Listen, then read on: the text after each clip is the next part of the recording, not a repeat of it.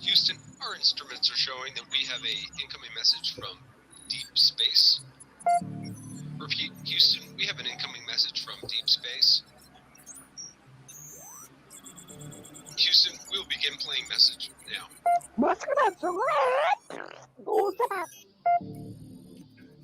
Houston, we're going to try and translate that up here. Hold for translation. Translation complete. We'll begin playing message now. Hey, it's me, Melissa. What do you do when the aliens invade? Take a shot of MK Ultra and watch Melissa Jade. Put on your tinfoil hat and tune right in. We got their crime spree, flat earth theories, government conspiracies, a complex Mandela effects, unidentified objects, a mind expanding, fake moon landing, what it all bends understanding. It's me, Melissa. It's me, Melissa.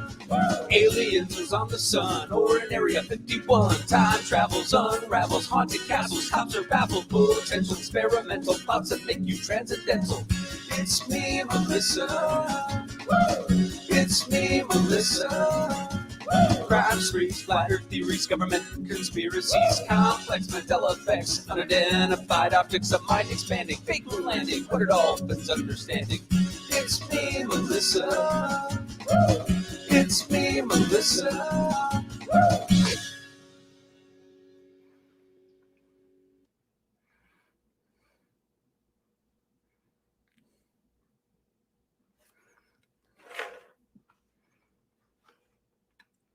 Hello. Hello. Hello, Shakto. Hello, chat. How is everyone? Hi, Iris. Hey, Roro. Michelle. Loria. I got it. See, it's always gonna take me a moment because I'm gonna have to think of Mariah. Oh no, I said it wrong. It's Mariah, but Loria. What did I just say? Loria? You said Lariah, I think. Did I? I don't remember. I don't Hi, remember. Loria. I was saying her name wrong this entire time. I would call her Laria. Wait, I don't even remember what I would call you. I don't see that name. Oh, right I see it now. But she said it's like Mariah with an L. Laria. Lariah. Hello, Laria. I was calling her Laria. Okay. Hi, Becky, Kimberly, Cool Gamer, Nana Banana, Tiffany, Jen, Edith, Roro, MK, Shelly Beans, Sherry, Trish, Kimberly, Drive Safe, Victoria, Poor Linda, Chezzy, we got Bendy, Angela. That's an interesting way to spell it. Hey, Sarah Bellum, Crime Crochet Coiffee, Maria, Bella. I'm on a serious cringe binge. Can't get enough this week. Hey, Katie Cats. Hey, Shaq Daddy. Oh, hello. Roro always is ever since that live. Where's our daddy? Buckle up, guys, because we're here for part 2 of the cringe, and we have more messages. We have a couple of things to go through, so we're gonna go through messages between. I'm changing my roles. Shakto is going to continue to be Nick, and I'm gonna be Lauren Fulgham. I don't know how to pronounce her last name, but apparently these are Facebook messages, and it is leading up to the murder.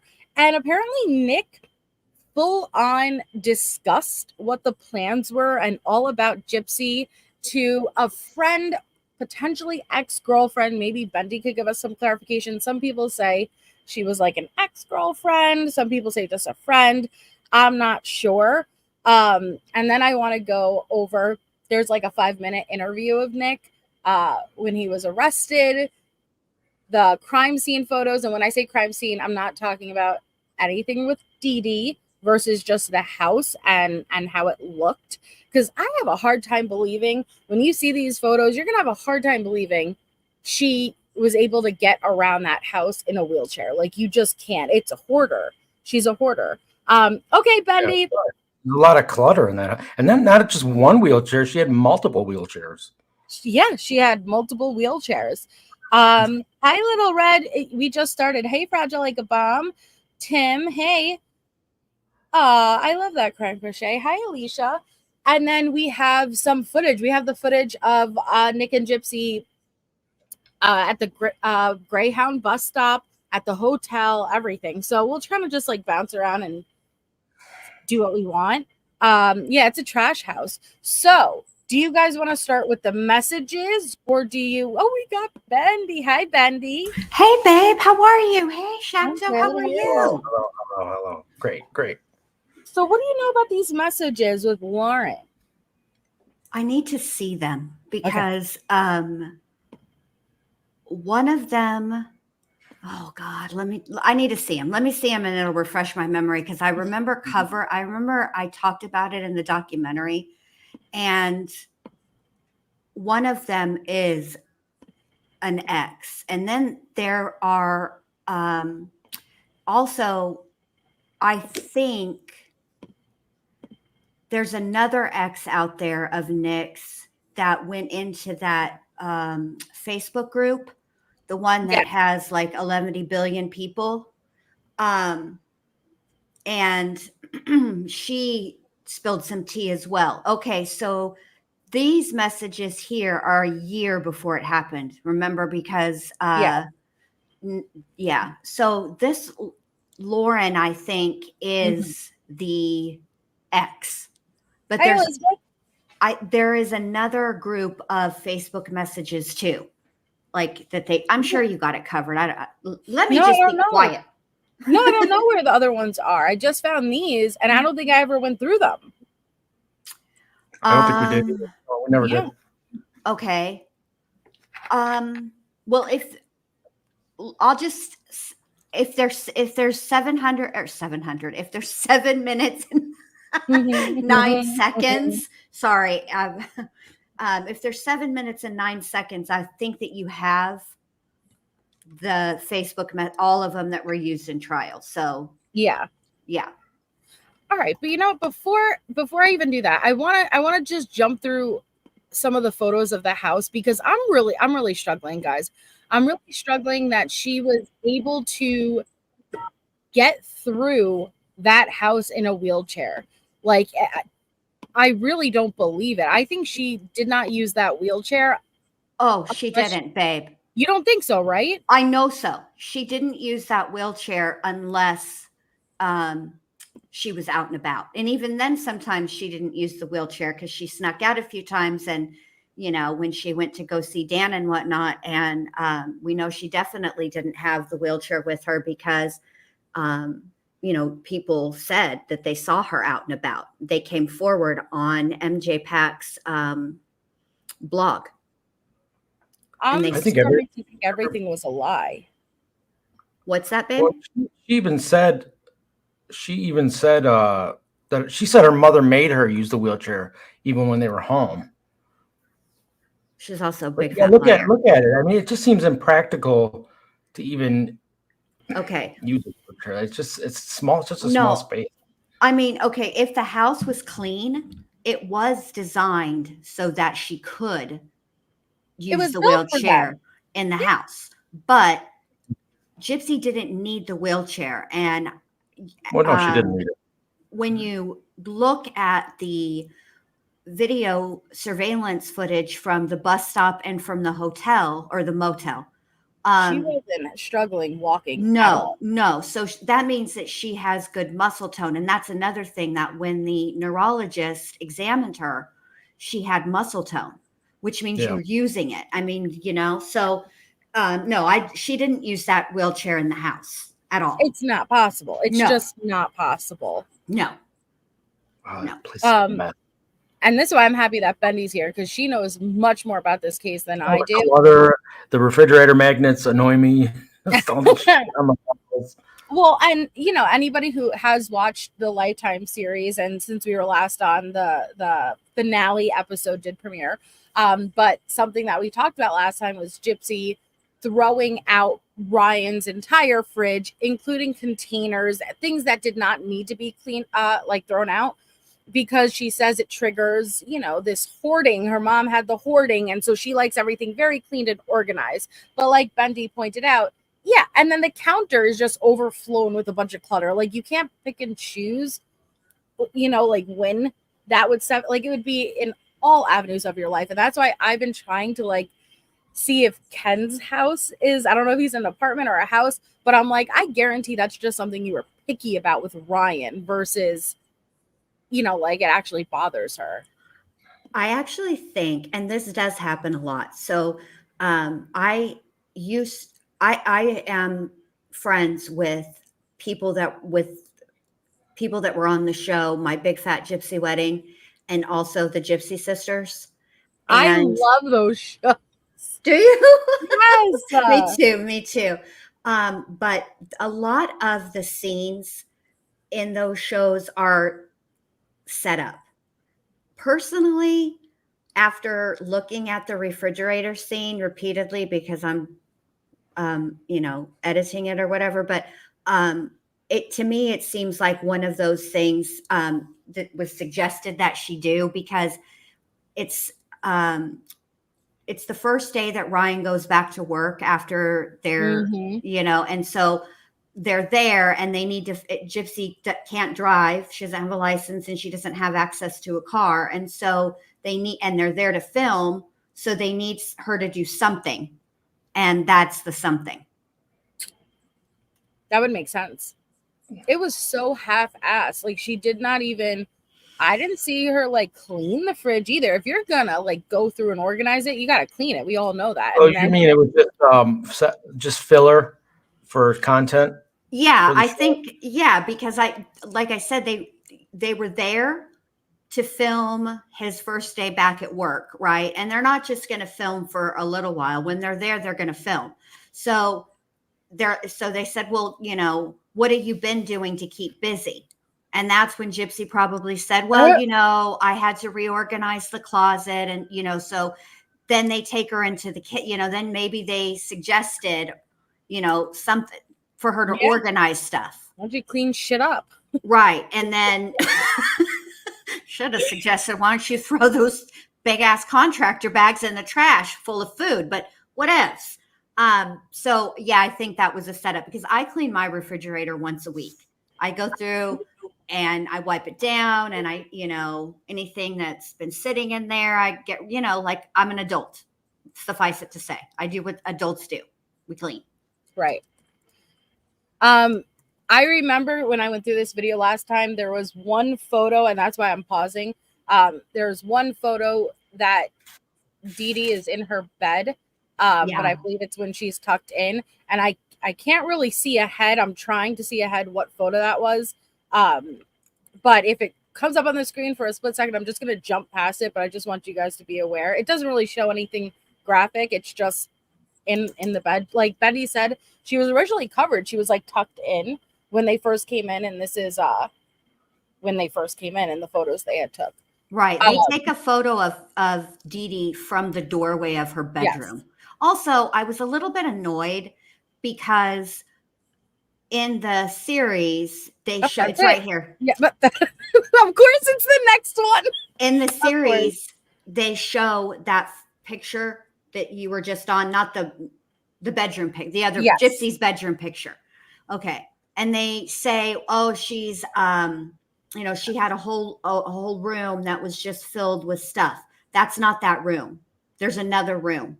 And that's the room she's talking about. But what they show is Gypsy's bedroom. What are we looking? Are we looking at crime scene photos? Yeah. Oh, yeah. So hold on. Let me go back a second. Go back right there to this one. Mm-hmm. Keep this one in your brain, MJ, because I want to talk to you about it later. Because I'm not sure about something with the garbage can, right? There was something. Well, but that's not what I'm talking about. I just, but I haven't figured it out yet, and I don't mean to be a jerk to the chat. I'm not that person. I know something you don't know. It's rude. Yeah. But I don't want to say something. Right. I want Melissa to look at it. I've had other people look at it. I just want to make sure I'm seeing what I think I'm seeing. So that's all. I'm sorry. Yeah. Let me get back on task. I did so good earlier today. No, you're like, that's why I want you here. Like you know so much about it. You're so educated. You followed it for so long, you know, like, and so you could fill in the gaps for us. But they didn't even wait, they actually did clean, right? They cleaned a little bit, didn't they? I mean, Gypsy says she did, but let's look at the evidence. Yeah. Okay. They were able to follow the drops. I mean, like there's another, maybe keep going. Because that CPAP machine is interesting to me too. It's in this room. And when Ryan made that poorly timed joke, but the interesting thing about it is when you look at that CPAP machine, it's covered in baby powder and dust. So, yeah, even this has dust all over it. Yeah. So there's her wheelchair. She was in here allegedly when the murder occurred. Yeah. Yeah, locked in the bathroom, she says. Locked in the bathroom. Nick locked her in the bathroom. Yeah. That's not how bathrooms work. It's like Amber Heard. Remember when she was pushing against the door? Yep. But she was saying that, no, Amber. Yep. I remember. I'd love to watch that trial actually again. That was very interesting, especially to see. We don't see many defamation lawsuits, you know, like that. Well, maybe actually I just haven't. And I haven't either. Yeah, it was very interesting and it was different. It was very different. But again, because I hear people throw around defamation so easily, it's a very hard thing to prove. It is. Okay, so let's see.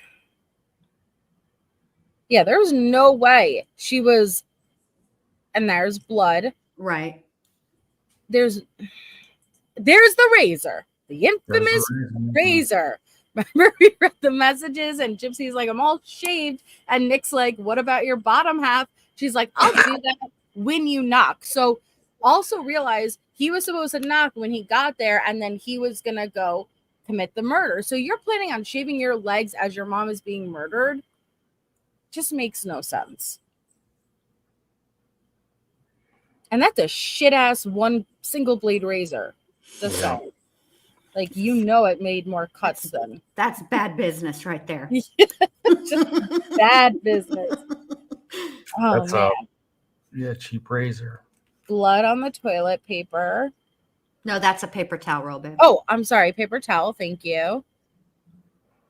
Now, where did you say there was a mixture of all three of their DNA? Right here on Exhibit 47. At the drain? Or is it at the... Whatever it was that they swabbed, it's unclear from this picture what it is exactly that they swabbed. But that doesn't... I'm sure there's a picture of it, and I think there's notes on it exactly where it was. It just says sink. So... Look at that. This gives me anxiety looking at this. I can't do it. And even the bananas. Yes. Why are the bananas sitting in the middle of bills and other random items? This is a nightmare. Is that the kitchen table? Yeah. Yes. But it's a nightmare. The debris, the bananas. It's just, and I know like it doesn't necessarily correlate, but I truly had this idea of Gypsy. It's the narrative that was fed to us, and I did feel I struggle to this day. Yeah. I still somewhat struggle, but even seeing like this, I really think Dee Dee was not in good health, and I do not think like maybe originally this is how it happened, but these later years of Dee Dee's life, I don't think she was up and moving and doing really anything, let alone chaining Gypsy. Like Gypsy had free reign of this house. I don't think Dee Dee was really doing anything. No, and I'll say this. So there's a Snow Gypsy Blanchard. There's actually two of them. There's the one that actually talked to people. There are posts. Scooby snacks. The graham crackers. There are messages or posts, excuse me, that talk about, and they happened in 2013, how often Dee Dee was in the hospital because she had kidney stones. And I suspect a lot of it had to do with she had unchecked hypertension. And I also think that after 2011 when Gypsy left, because she was 19 years old. You can't run away from home at 19. You're an adult legally. And she knew her age. So I think that is when it all sort of, as far as making appearances and really, doing all the things that they had been doing before, I think that's really when it stopped in somewhere between 2011 and 2013, because when she left and then later on Dee Dee found her, which, by the way, it took her 5 hours to find her, even though Gypsy said that she messaged Dan from Dee Dee's phone. Yeah. So that part to me was very like, wait, what? But anywho, I think that took a lot of the wind out of Dee Dee's sails. There were witnesses. That house it wasn't just Dan at the house. He had a roommate and there were other friends there. And what always interested me about Gypsy's story about that is that when she tells the story, there's no discussion between Gypsy and Dee Dee about, now what are we going to do? These people saw you walk. They know you're not sick. What are we going to do now? Like, I can't believe you did that. There's none of that, which to me is very odd. It doesn't quite seem right. It makes you really wonder about all of it. That's when I started questioning those little tiny inconsistencies. So, yeah. And this is now Nick's home. Oh, this is Nick's home. Yeah. And so you see that little cell phone right there. Well, he had better bananas. Yeah. More fresh. Fresher bananas. Yeah. Also, but again, the bananas, the chips are mixed in with bills. Cigarettes. Like, I'm not judging people for smoking. Yeah, I know. I'm a smoker. That's a typical home in a lot of ways. It's just the layout. It's just weird. Yeah. So what's that? Is that another cell phone? It looks like his cell phone and wallet. Yeah.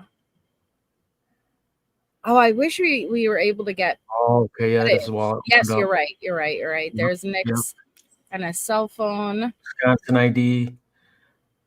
But wait until you see. Okay, so Gypsy was running away, because this was also very telling for me. Gypsy was running away for life to start a whole new life with $5,000, right? When we get to the images of what she packed, because they take out her items, the fact that she packed the things that she did, it's mind-boggling to me. Like, this is your priority. These are the things that you thought, yeah, I need these. Like, it's just so crazy. Look at that flip phone even. It's always been my opinion that Gypsy didn't actually intend to run away and live with Nick forever. I don't think so that either. She did. I think that when she got there, she was really disappointed in his living conditions. So I hear. This was Nick's room. That was his bedroom, and she was disgusted by his room. Yeah, but look where she lived. Even Nick made comments about her house too. Her running away, thinking that he was upgrading. They both make comments about each other's homes. They're both disgusted with each other's disgusting rooms. Sure, Kimberly. So right now we're looking at Nick's bedroom, and it's just a bunch of I don't know if those are gaming system, like older gaming system, a fan knocked over, brown tile. Bunch of Gatorade bottles. That looks like a mini fridge. Yeah. That's a mini fridge. Yes, this is gaming systems, computers, wires, a Marlboro duffel bag, it looks like, an HP laptop we're looking at. This is the laptop. Nick always says, of course, honey, I always travel with my computer, remember? Right. Mm-hmm. Still in the travel bag, a shoe. This is the... Oh, speaking of laptops. Mm-hmm. So you know how in the messages, Gypsy talks about she's going to smash... Look at that, Melissa. Sorry, go ahead. That's all right.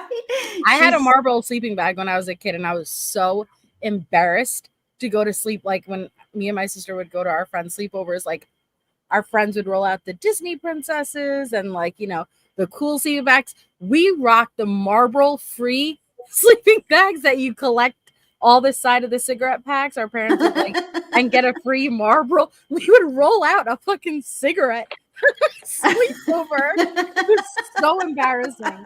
So embarrassing. See, I'm older than you, so if that had been me, it wouldn't have been embarrassing for my time, for my generation.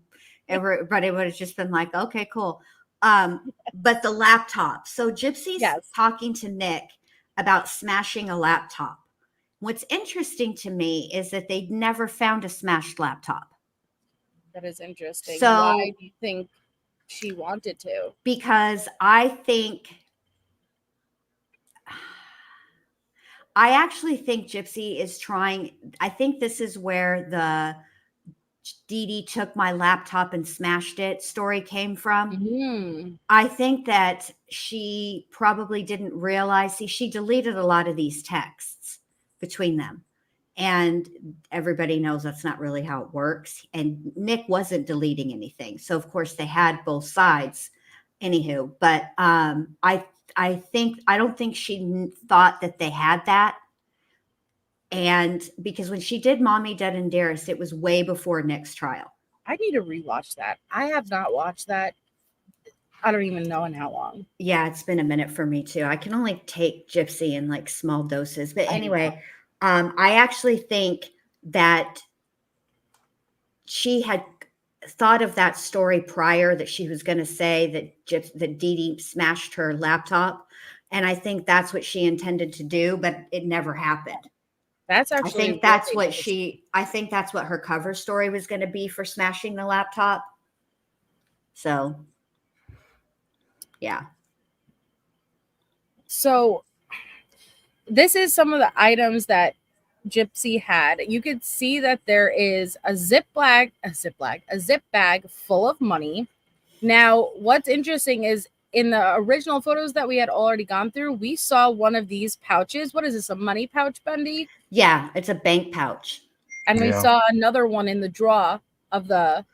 Oh, MJ, and the damn drawer. In the drawer. In the drawer, the dresser drawer. In the dresser drawer. In one of the original photos. So one was still at the house. Do you think that was filled with money too? No, I think Gypsy pretty well cleaned her out, because when they're going through, there is a somewhat of an inventory list that's part of the casebook, and they don't mention money. So if they would have had to have documented that, you know, and so I think Gypsy took it all. Yeah, she took it all. So and the only thing I think left were uncashed donor checks. Yeah. Dee had told someone that she was broke into a few days before that, and then someone stole $5,000. Is that true? Okay, no. Yes, but no. The date is wrong. It's not a few days. You have to really read that casebook very, very carefully. Oh God, I covered this in the... Hold on, MJ. Let me get my notes. Please hold. Of course. Thank you. We see a hairbrush. We see that black bondage tape, a camera, social security card. So she knew how old she was. Handcuffs. Okay. Nest egg savings. Okay. We have their Greyhound bus tickets. The shoes that still have blood on them, I believe, right? I think they're going to take a photo. Yes, right there. Nick's shoes.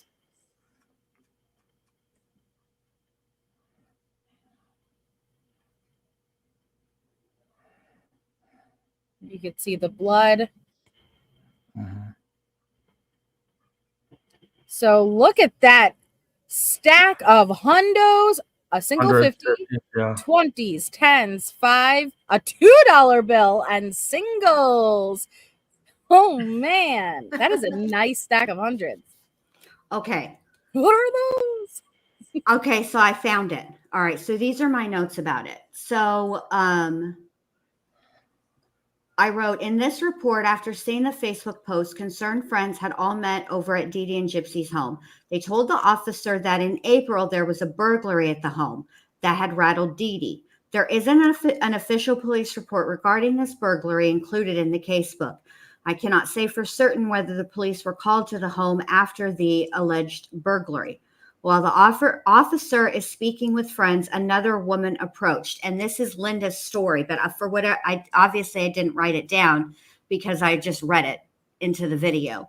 But at first glance, it appears that Linda may be referring to the burglary. However, I don't think so.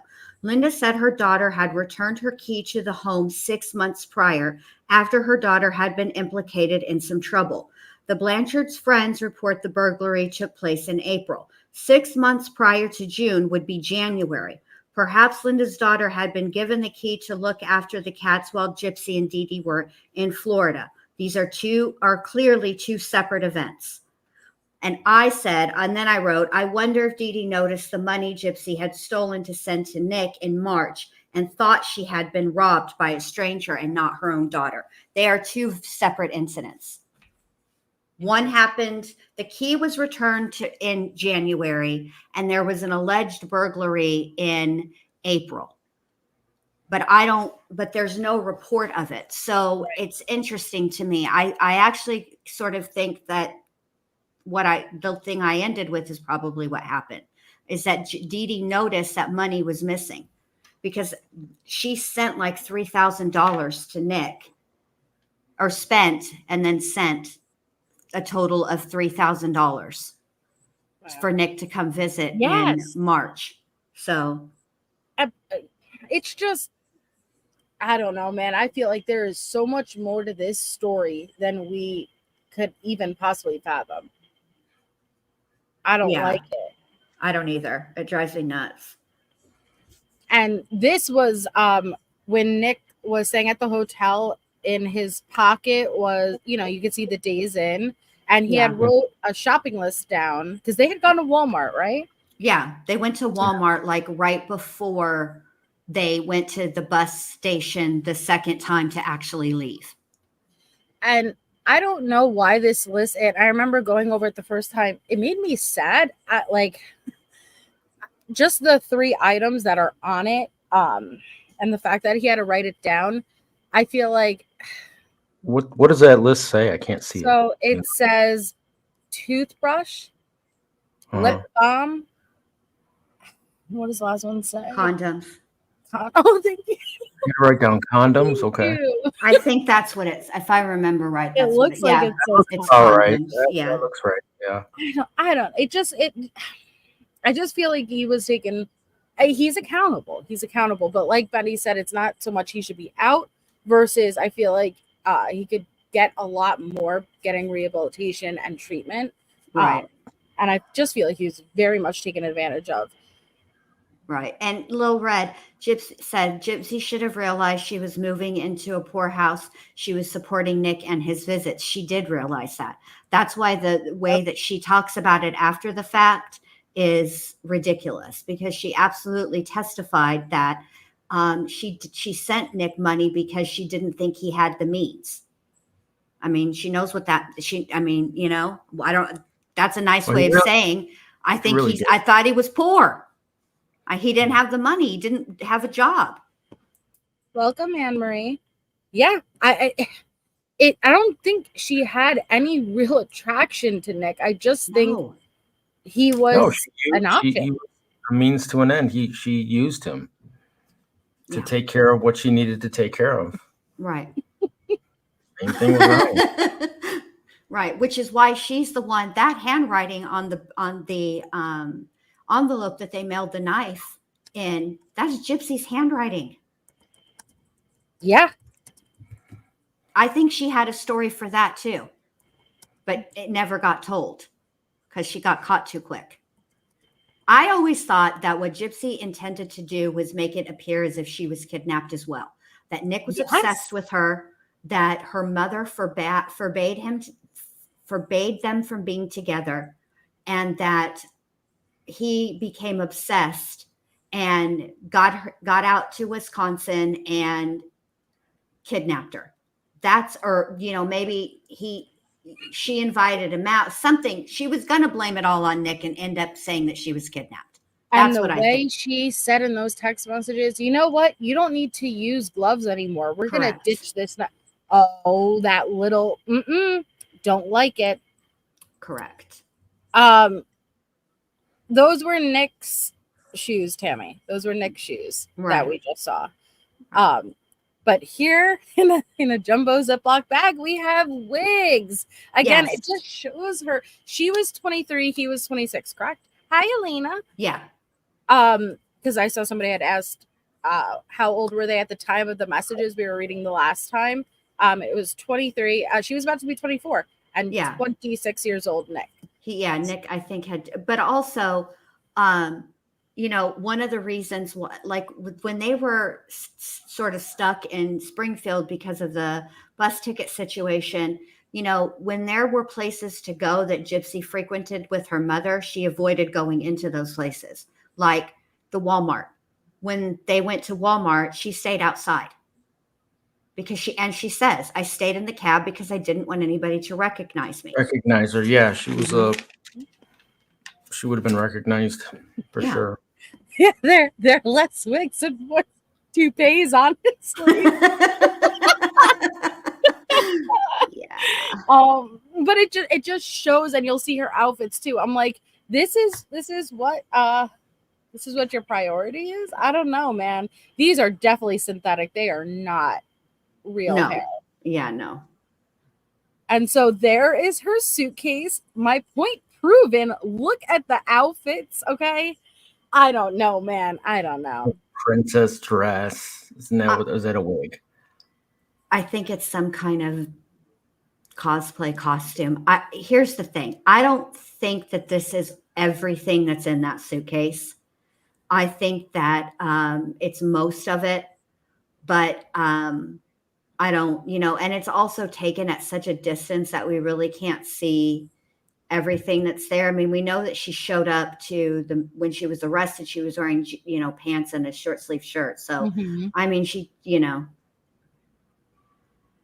Oh, it's so weird. That's Nick's clothes. Marlboro bag. Yeah. Ozarks. That was the shirt Nick was wearing during the murder, right? Yeah. You could still see blood. Is he an ICP fan or something? No.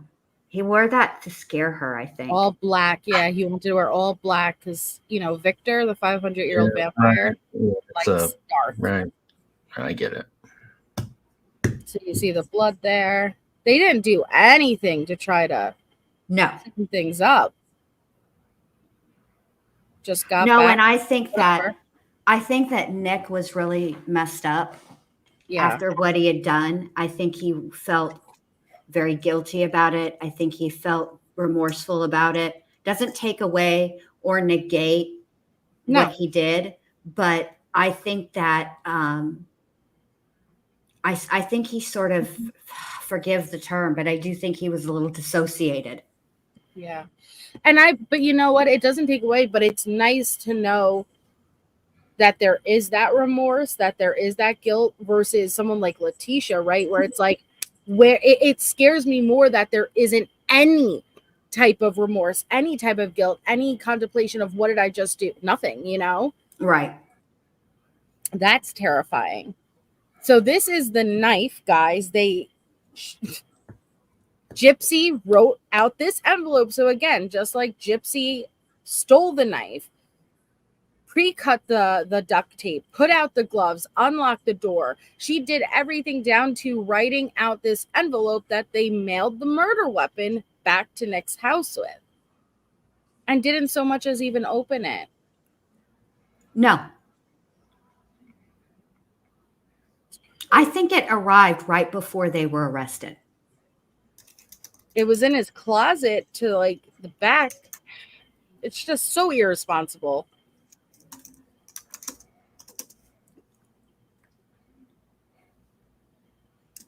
$2.94.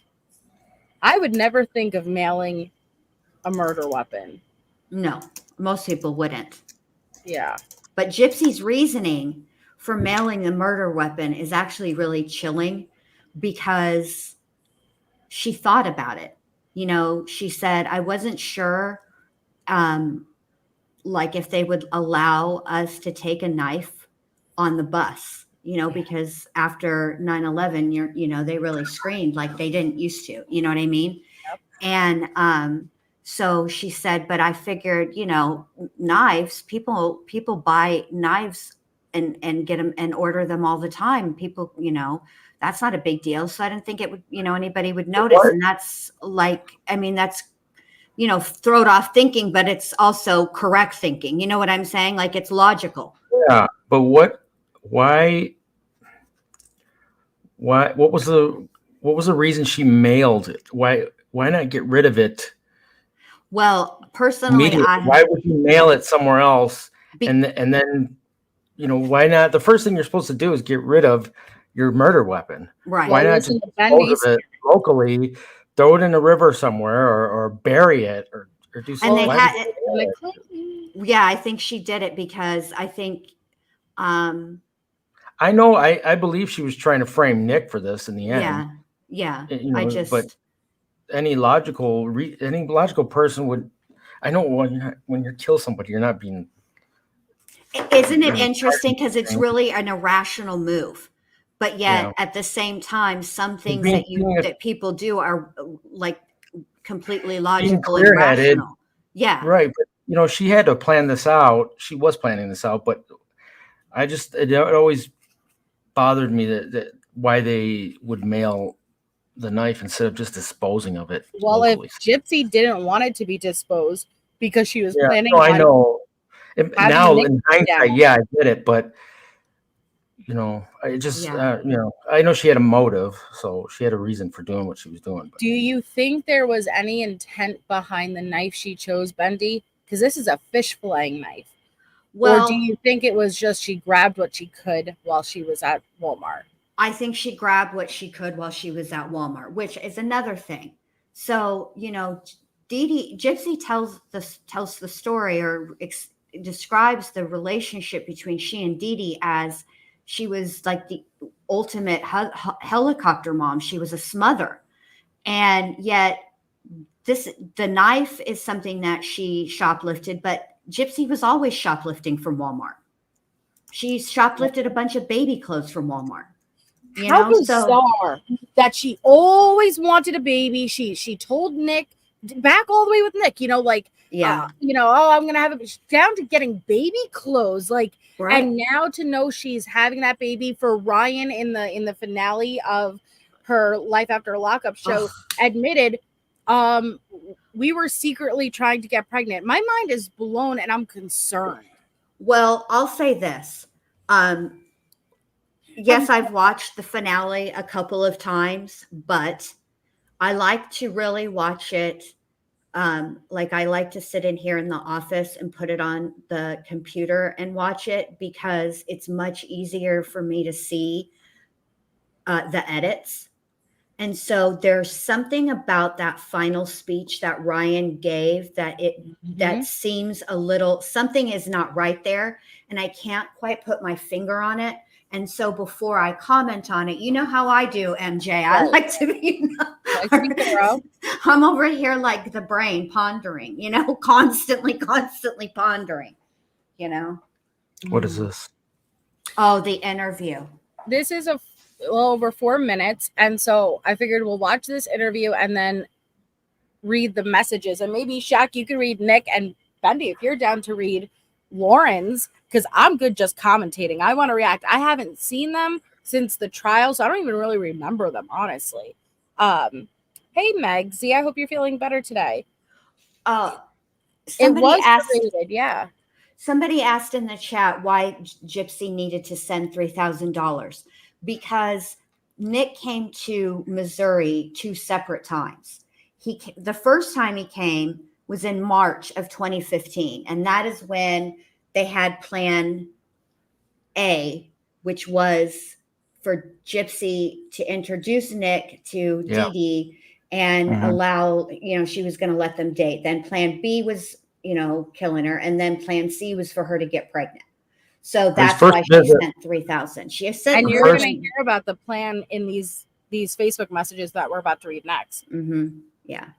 Sorry, Shaq, go ahead. Sorry, Well, Shaq. it's okay. I forgot my question. That's okay. Ah, shit.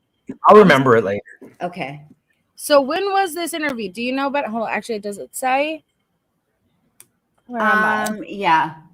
The January 9th, 2018. So this is what gets me mad. I feel like Nick is still loyal to Gypsy. I think it was a very one-way relationship. I think Nick genuinely believed he had to kill Dee Dee to help Gypsy escape. And when he said, we're going to be together for eternity, and she said it, I think he meant it, and she didn't. And I think he's still in love with her to today. And now, granted, I'm basing that off of just what I can observe, and it's not that much. But the fact that he hasn't rolled on her, and now that she's out and living her life, and remember when that channel came out not that long ago and was gonna speak for it, I was like, do it, and nothing ever came from it. Yeah. But I'm just sad for him. I'm sad for him. I don't like seeing vulnerable people get taken advantage of, at least to this extent, you know? Right, right. Yeah, and they made him clean up, right? Cut his hair, shave his beard for trial. Isn't that right? Yeah. So while Nick was awaiting trial, one of the issues was his hygiene. Mm-hmm. And he would have to be like told by the officers, like almost they would have to really get on to him about bathing. And when it was time for trial, his lawyer said, you cannot show up like this. You've got to, get yourself cleaned up. Yeah. And I don't know why his head was shaved the way that it was. Yeah. Or who did that. But I never forget when they brought, I watched the trial live every single day. And I remember when they brought him through the side door the first time, and I saw him, and I gasped because he just did not look like what I remembered him looking like when he went in, when he was arrested. Yeah. So it was his first appearance in the beard? Yeah. Okay. So then eventually they asked him to shave. Yeah. So his make him first look more presentable. appearance looks very similar to his mugshot. Yeah. Because those were within a few days. I mean, they were extradited back to from Wisconsin back to Missouri in pretty quick order, maybe a week. So his first appearance at both places looks similar to his mugshot, and he didn't have a beard. He was clean shaven. Let me check. Just I got it. How long you it takes to grow a beard like that? Well, yeah, but he was arrested in 2015. This is 2018. Mm-hmm. Yeah. Okay. Do you have it, MJ? Yeah. Or do you want me to get it? Okay. Can y'all hear this fool? Get over here, Mac. Shh. Be quiet. So this was that mugshot, right? Yeah. Let me yeah, because I'm trying to remember now, in that video that we played. Or this one. I think it's more like this. Yeah, that's when they were arrested. Yeah. Right? That's his initial mugshot looking photo. Yeah. She has a similar one. Yeah. Where they're looking up. Right. Yeah. And I'll tell you, and I'll say this about Gypsy. See, this is another thing. When you look at Gypsy's mugshot,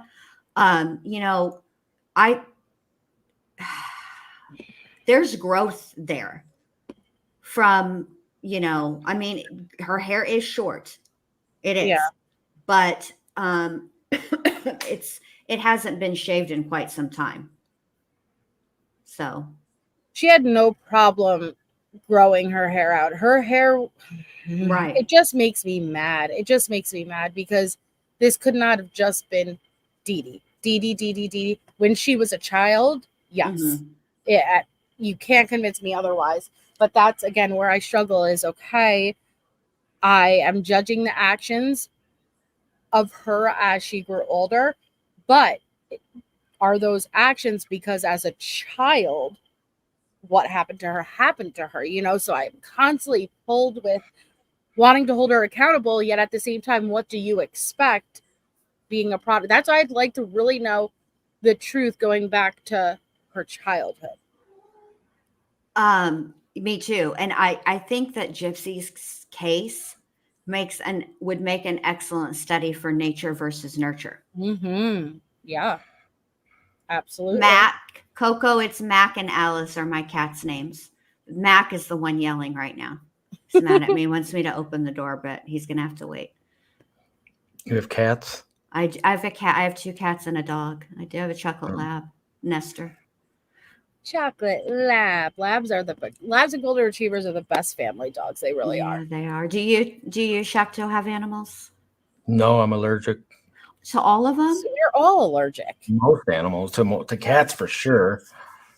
Just shedding dogs. Certain breeds I'm not allergic to, but most of them. Do you want to have an animal? Do you want to have a pet? I can't I've imagine had my animals. life I've had without dogs. one. Yeah, he likes I've dogs. had dogs in the past, but Okay. no, I don't think I want another one. No.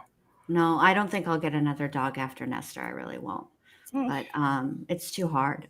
He's 15 and it's time Oh, now. wow. Yeah, it's really time now, MJ. Like in the next probably couple weeks. And I can't do it again. I just can't. It's a lot. It's a lot. Are they getting old?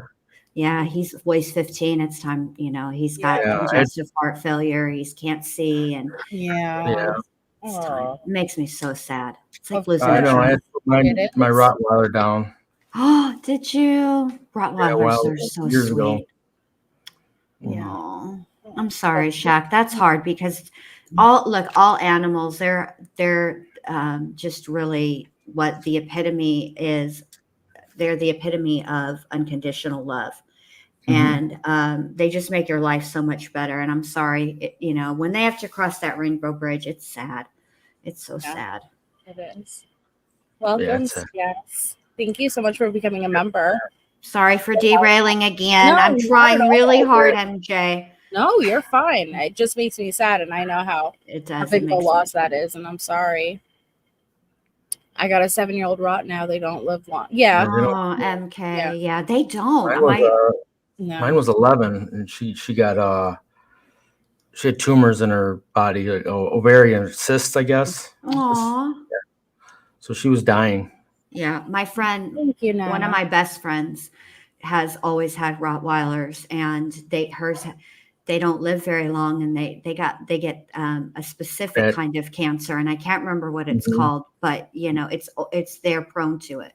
Yeah. It's so sad, Yeah, and they're the sweetest dogs. She was gone by the time I found out her symptoms were. And I don't want to derail this shit either, but when we found her, she wasn't as responsive and moving around and greeting you at the door. So from the time we figured something was wrong to the time she passed was less than a week. Oh wow, Shakto, I'm so sorry. Wrapped her up, took her to the vet, and this vet was an old man. He'd been practicing for 50 years. He was a local vet.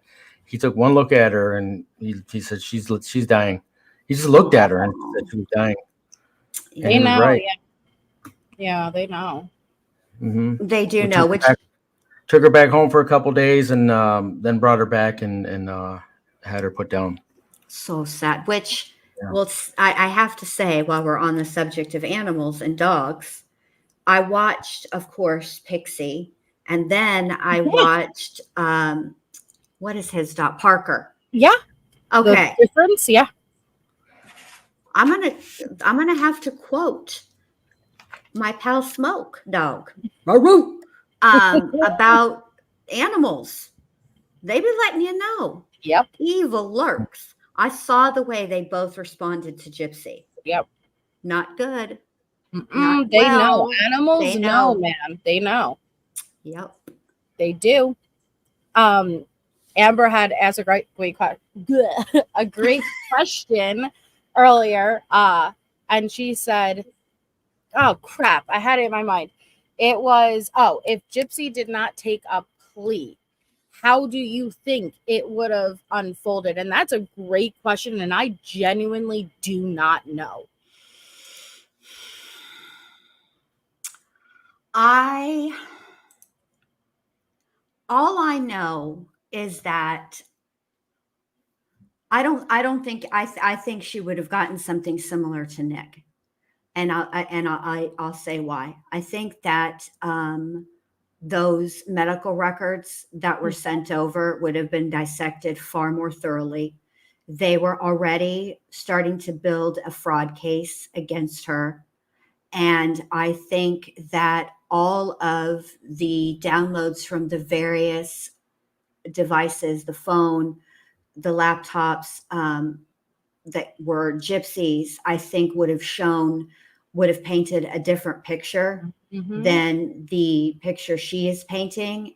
And I think that it would have been I think it would have been similar to Nick. And I think that, yes, they would have, her attorney, Mike Stanfield, certainly would have argued that, the way that she was raised and the way that Dee Dee had her lying and stuff like that, he would have argued that as a mitigating factor. But I think that ultimately, I think the jury, when it all came out, I think the jury would have found the same way they found with Nick. And I think she would have wound up with life without the possibility of parole because she was charged that way. Also, Gypsy, I'm going to need to correct a couple of things, ma'am. There is absolutely an accessory charge in Missouri. Stop playing with these people. You were charged. She said there wasn't. That's why I was charged with the first degree murder and then I took a plea deal for second degree murder because actually Missouri doesn't have an accomplice charge. Yes, they do. The reason that you were charged the way that you were charged is because they also have the law of principle. And in Missouri, if you are a participant in any capacity, you are charged just as if you were the principal. I looked it up. See, I would have been very interested to see her go to trial so we could have seen all of the history and the medical record. Like, that's the only way we would have really gotten somewhere near the truth, and pulling up all of that evidence. I wish we could have.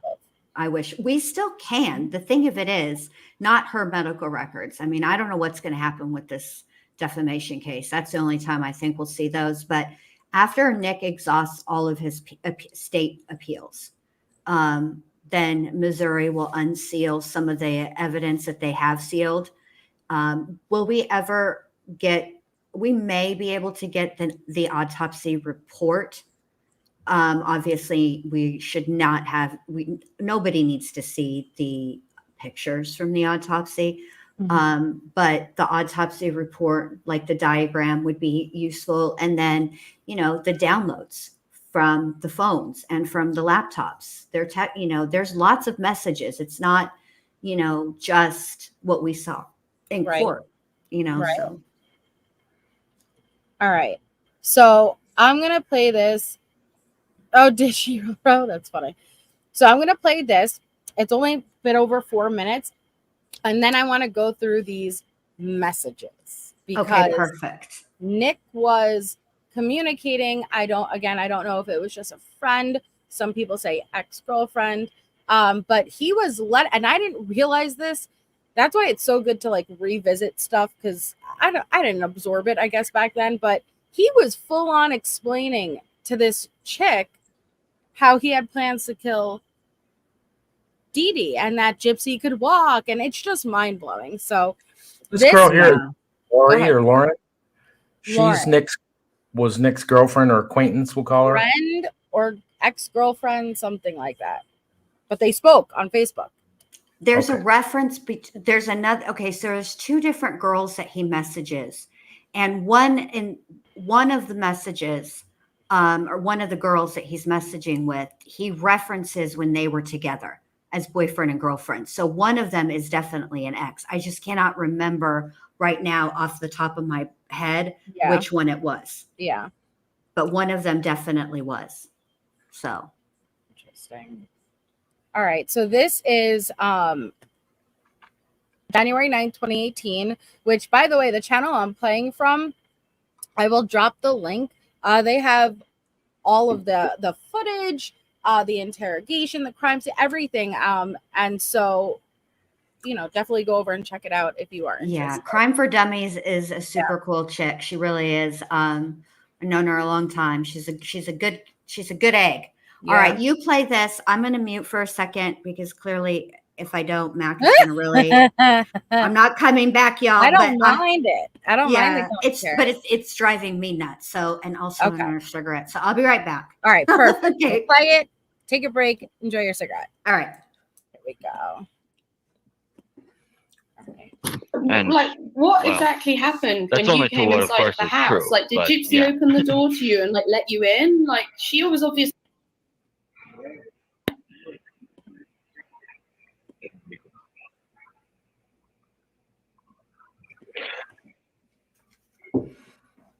Oh yeah, she was deeply involved with it. I mean, just like it says in his police statements. Like I said, right with while I was talking to them, it says just pretty much word for word what I told them. She told me before I ended up getting there in a text that there was latex gloves that be on the porch. She did say that right on the text is clear as day that you can actually see it. And then, well, I ended up finding them when I got there, and I let her know that I was at the door. She opened the door, and she made sure I had the gloves on before she gave me the weapon, and she made sure that she wouldn't let me open the door. She made sure I had those gloves on before either of those doors opened. Wow. So she met him at the door, and before because she handed him the literal weapon. Which I know we read the text messages and we knew this, but still, just to hear him say it, it's like mind-blowing how involved she was. Yeah, to get a first-hand account from him. Right. It's crazy.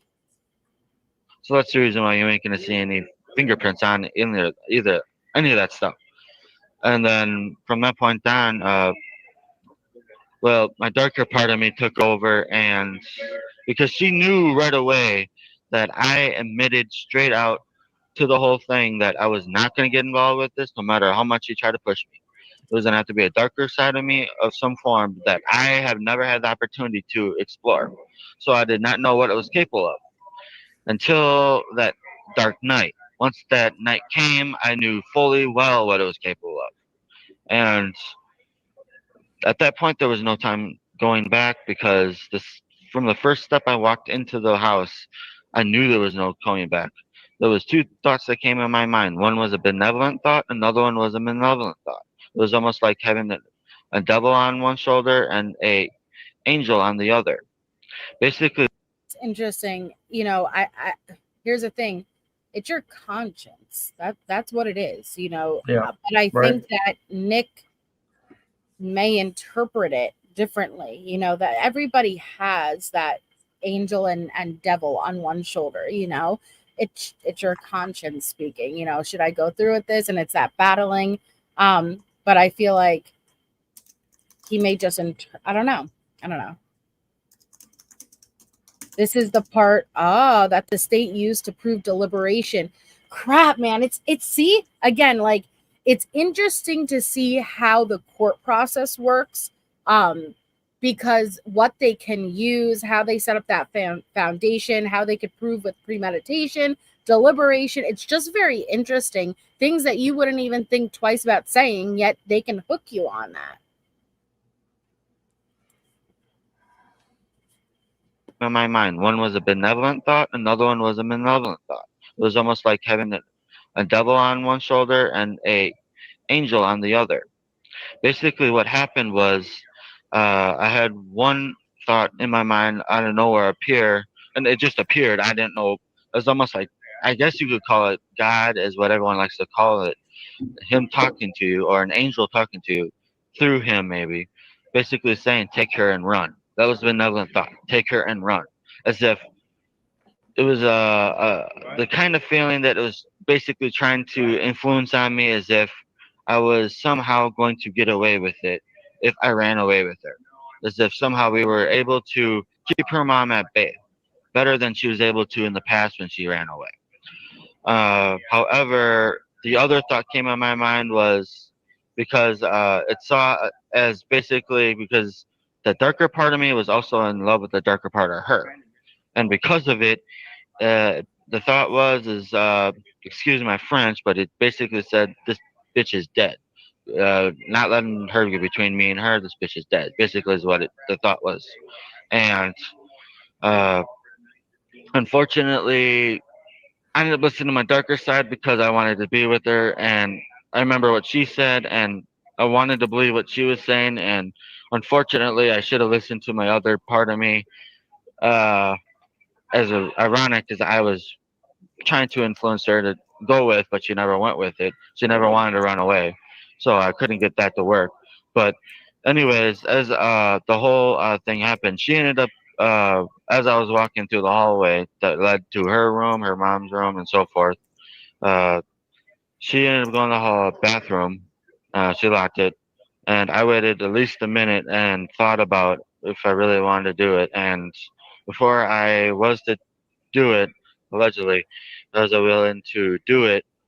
The next thing I know, I ended up going right into it and thought there was no going back because I had myself on my word, and I was not one to break my word to really anyone at all. If I had one to keep at the time, if it was worth keeping, I was going to keep it, and that's what led me Nick, to the do video it. is going to cut off in a minute. I loved her so deeply that remember I was whatever not you change just my did mind. to that thing. I and should we try didn't want to again break my word.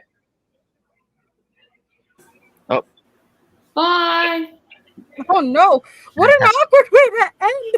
What a lag. What's going on with that? There's a serious lag, but what an awkward way to end. And man, he was explaining it all. That's getting warm. Yeah, we were just getting warm. And what an awkward way to end. Oh, I'm sorry, you know, it's cutting off. Gotta go. Bye. It's like Aunt Brenda, right? Honey, you were big. All right, I'll catch you later. Gotta go. Bye. Oh my gosh. Listen, I know what he did. I know. But I really have sympathy for him. I can't control it. I can't control it. Like, there's nothing to excuse his actions. Like, he murdered. But the fact that, even listen to what he just said, he didn't want to. He knew he shouldn't have. But the only way to be with Gypsy in his mind was to go through with it. Again, that doesn't excuse it, versus in his mind, it was the only option. And so was it his way of saying that using Victor was his way of disconnecting? You know, like, he knew it was wrong as Nick, but becoming Victor's the evil one. He became Victor, and that might have justified it or made it easier on him to do it. I think he knew it was wrong. Well, okay, I'll answer this. Do you think Nick struggles with DID, dissociative identity disorder? I'm not. Nick wouldn't have done it, but Victor would have, and he became Victor to do the crime.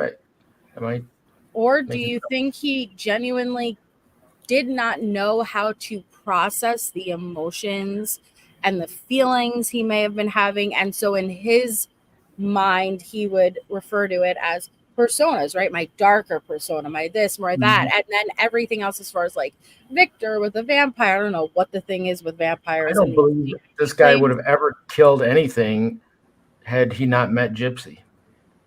Well, give it to us, Bundy.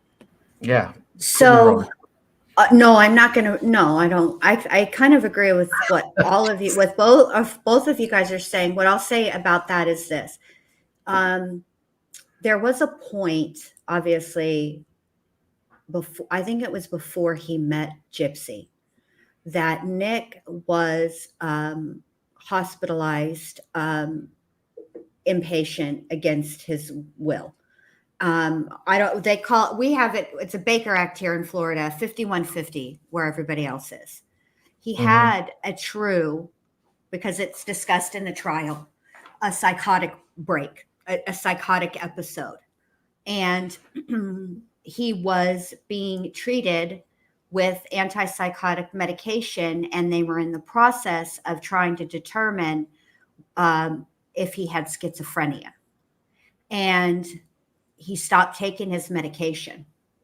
What I think that Nick suffers from, this is just my own personal opinion, and I'm not qualified to diagnose at all. I'm going to put that out there first and foremost. Right. I think that Nick is a schizophrenic. I think he sees things and I think he hears things. I think that what Nick is using as describing as personalities like Victor, I think what he's actually trying to describe is emotions.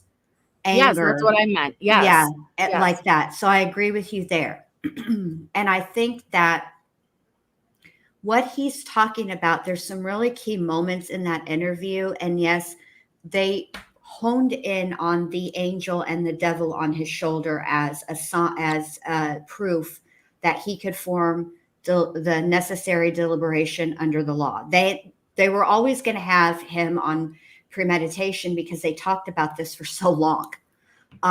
But what I truly think is when he's talking about that, especially at the end, when he says, I gave her my word.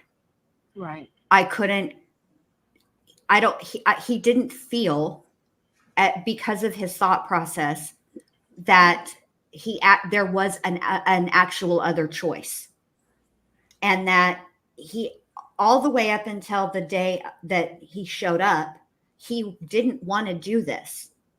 And he wanted Gypsy to run away, but Gypsy continued to tell him, my mom has, papers on me, whatever, all the things, right? And it's not successful, blah, blah, blah. And so he believed her. Why wouldn't he believe her? And she's the person who's there. She's told this story. A lot of people believe that story about running away on its face, exactly the way that Gypsy says it. There are people that do 100% believe that she told that story exactly as it happened from the beginning until the end, even though there's so many holes in that story that are so big you could drive a semi through them. They believe it, and that's fine. But I also think at the same time, Nick is one of the people that believe that story, because I don't think he realized he could not fathom that who would make up a story like this. Right. He's very literal. And yes, we saw that, not to cut you off, but we saw that even reading out their text messages, and any time Gypsy would respond LOL, and it was a very reasonable point to include LOL. We all include LOL, like just the offset. I don't know. Nick would respond with, why are you laughing at me? What did I say? Hun, what are you doing?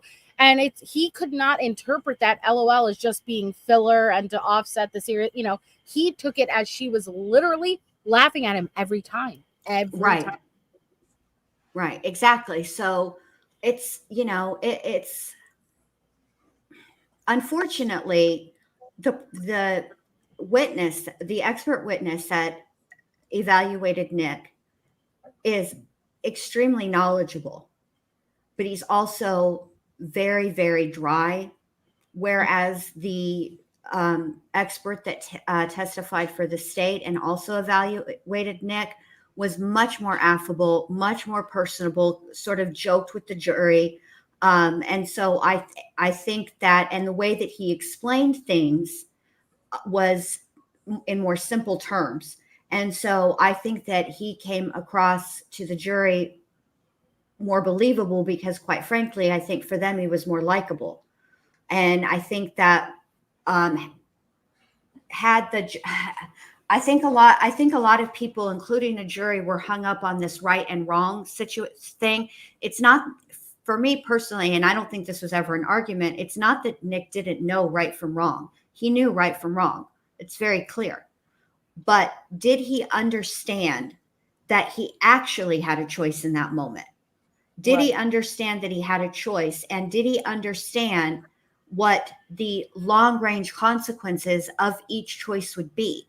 If you hear it when he talks about running away, we couldn't keep her mom at bay. Gypsy is an adult. There is no keeping her mom at bay. She's free to leave. But did he know that? No, he didn't. He actually thought and truly believed that Dee Dee was an imminent, present, omnipresent threat constantly. that unless she was no longer alive, he could never be with Gypsy, and Gypsy could never be free. Right. Oh man. I just wish he had another child. I wish he does. I hope he does in the future. I really do. I hope so too. He deserves another trial. I think so. But I don't know. So these are the Facebook messages that they showed at trial. Names have been redacted, but it's the Lauren girl. So Shaq, if you want to read Nick, Bendy, if you're down to read the female, I'll just control the screen. So this is May 16, 2014. So don't make me math. How long before this was murder? Exactly a year. Oh, a year and a month. Because June 9th. Yes. Oh, wow. So just weeks before. A year and a month. How long were Nick and Gypsy speaking? 3 years? Yeah. Yeah, 3 years. All right. So the blue, and I know this is going to be, it looks intimidating or confusing. It's really not. I know how I got it. Yeah. When you see blue, it's Nick. When you see pink, it's going to be the friend that he is talking with. All you need to look at is what's in the square, Shacto. So it's the body message. You see that? Yes. So that's all. So you don't have to look at anything else, but it starts on May 16th, 2014. Shacto will be Nicholas. Bendy will be Lauren is her name in the pink. So ready, action. Oh, okay. Well, did you get my text? Yeah, I did have a good time. I'm so interested in these. I don't know how fast it goes. Okay, I guess I don't have to pause it. It's good. Oh, you got that one, but I sent another one after that, sis. I forwarded it to you again. So he refers to her as sis, but she's not a sister, just to clarify. Okay, who changed their mind? I am really confused now, LOL. Gypsy did. So Gypsy changed her mind.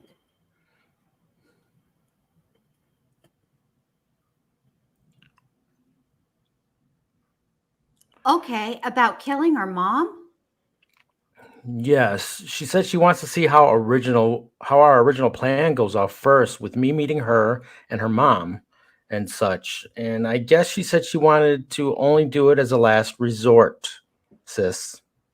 So how long were they planning this murder before it actually happened? 2 years. And they had 3 plans, correct? Yes. Plan 1 was Plan A. Yeah. Plan A, yeah. Plan A was having Nick come out and everything go good. What was it? So, okay, it was for Nick to come out and for them to accidentally on purpose meet at the movie theater and make it seem, and then talk to Dee Dee about them being in a relationship after the fact. Like she was going to say, I remember the guy I met at the movie theater. We kept talking and blah, blah, blah. And now that was their first plan. The second plan B, was to kill her. And then the third plan was for Gypsy to get pregnant because they thought that if Gypsy had Nick's child, then Dee Dee would be forced to allow Nick to be in Gypsy's life. Yeah. Meanwhile, Gypsy's an actual factual and has been an adult for several years at this point. But did Nick think Gypsy was 18? I don't. Because 18 was originally what he said at the interrogation. I think okay. I think that Nick knew exactly how old she was. I think she testified to that. But I think that some of the stuff there's times when you are when he's in the interrogation room where he's talking to himself and you can't quite make out everything that he's saying. Some of it, I think, is him like going over the story. And so I think he was repeating the story that Gypsy told him to tell. Well, Nick was 25 here during these messages, 26. Right? Well, 26. 25 here, yeah. 25 here. Yeah. Okay, so I guess I'll be meeting her and her mom still first before that idea was to ever happen. Okay. So this is before Nick and Gypsy met up at the theater for the first time in person. And the fact that he didn't think about the fact that he is disclosing such information, like, that's concerning too. Yeah. Yeah. What do you mean? He's discussing a murder plot? A possible yes. Plot? Yeah. Yes. You're not supposed to tell. And why did this chick come forward? I think because you look at the time period, right? So this is May of 2014 and nothing happened. They hadn't even met yet. Yeah. You know what I mean? And they wouldn't meet in person until for another year. So I really do think that she kind of thought that Nick is very, very into fantasy. And so I think that and the people that he hung around with on the internet knew this about him, and a lot of them participated. And I think that's what they thought, that this was just a fantasy, that it wasn't going to it wasn't anything serious. Yes, sis. I have to ask you something. How crazy do you think Gypsy is? You won't hurt my feelings or anything. I really want to know, though, since I just obviously can tell she is, and I just can't seem to put it in words how crazy I think she is. Well, IDK had to put it into words either, but I will be honest. I would never kill my mom or anyone else unless they tried to kill me first. That's interesting too. Like, one, I'm curious, does she only know of Gypsy through what Nick is saying, or did she ever have interaction with Gypsy that he's asking her to base that on? Okay. It's obviously somebody he trusts really deeply. This is what I think. There are not messages. These are comments on a post in that big group. They're in the second part of my documentary. Okay. So what I think is that, because Gypsy does talk about speaking to an ex-girlfriend of Nick's and how this girl warned her about how bad Nick is. Well, the person in the comments from the big Gypsy group says that at one point she and Gypsy were both with Nick at the same time. It was a throuple, as it were. And so I think all of this was like this weird. I don't want to say weird because I don't want to kink shame, but this is like some high level fantasy stuff where they just live completely immersed in this fantasy world that they've created between all of them online. And a lot of it was very dark. There's vampires, there's werewolves, vampires and werewolves are always beefing. And, I think it was like that. So I just don't think anybody took this seriously. I don't think that anybody thought that, it would ever happen. I think they thought it was a story. Right. It makes sense though. I see what you're saying. Yeah, so it's just interesting to know too that he's like, how crazy you think she is? She's pretty fucking crazy, right? I need an outside opinion right now. I need some affirmation on how crazy she is. Which he wouldn't be able to ask her that unless she'd had some type of interaction with Gypsy. Right. True. Yes. This is why I think this person and the person that left the comments in the Facebook group are one and the same. Yeah, I know. I suppose situations change people, though, to where others are willing to do things that other people aren't. And obviously, my mom, even though she has been hard on me overall, she's been a very good mother to me. So I couldn't ever do it to her. And the only reason I can understand it with her mom is because of how unreasonably poor her mom treats her. But since it is a last resort thing, who knows? Maybe it won't even have to happen. Yeah, I suppose. It's. I wish we could see the messages, like all of Nick and Gypsy's messages, to see what she was relaying to him. Yeah. So April 22nd, 2015. 3 months before the murder. Mm. Oh, okay. Yeah, like I said, I'm different. And actually, you didn't see a side of me that the woman I'm with now knows about. And it still didn't scare her off. It's called true love, Laura.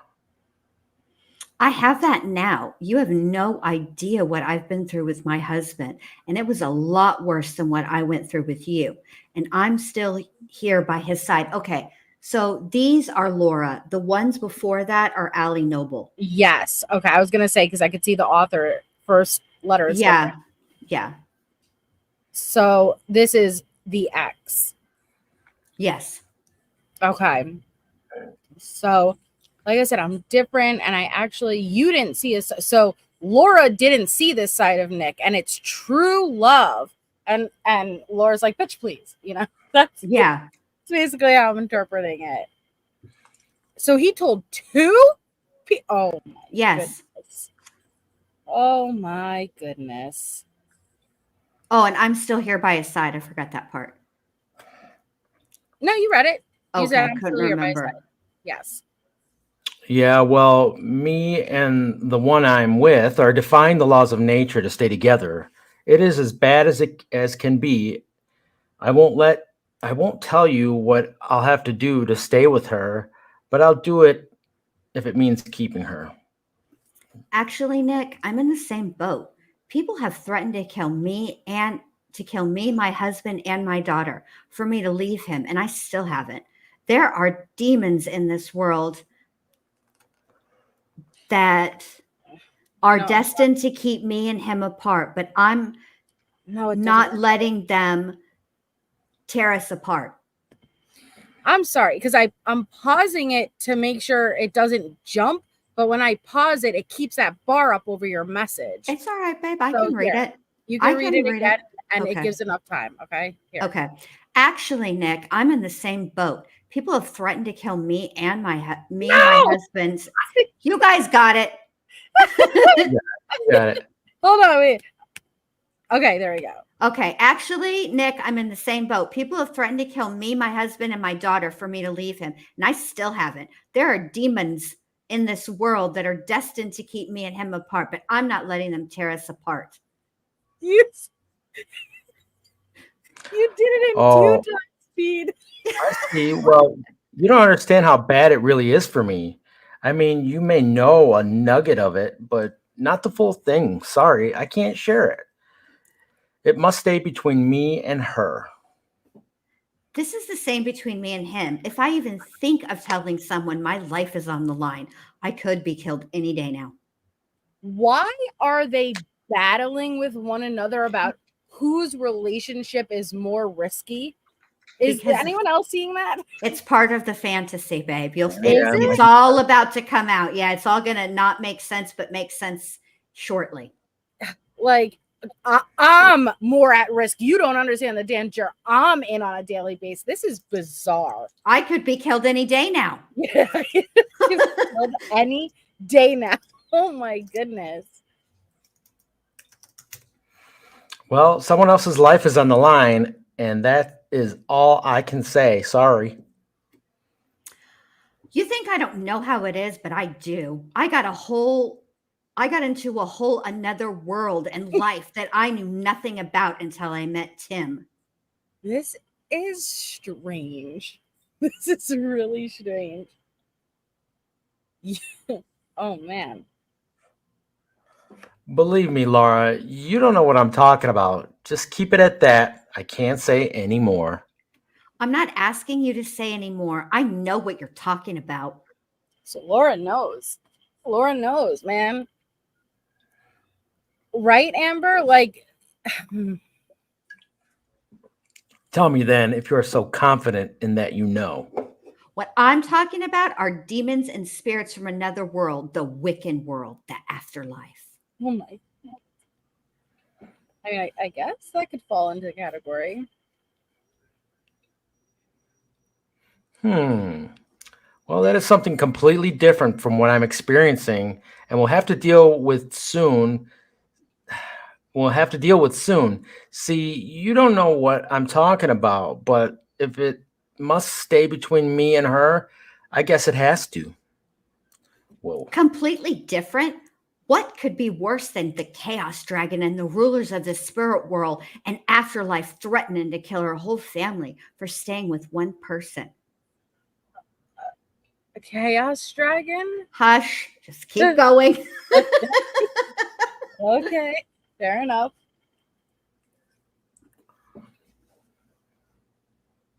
Which I don't even know why Nick brought it up if he doesn't want to talk about it. That would be my question, yet she never asks that. Yeah, I don't know. I have ghosts haunting me, possessing Tim, have him try to kill me. Oh no, Laura. So she thinks they're talking about the same thing, but she's battling Casper. All right, she's battling ghosts and demons. And I'm not trying to minimize ghosts, yeah, and demons. Demons. Demons. Demons.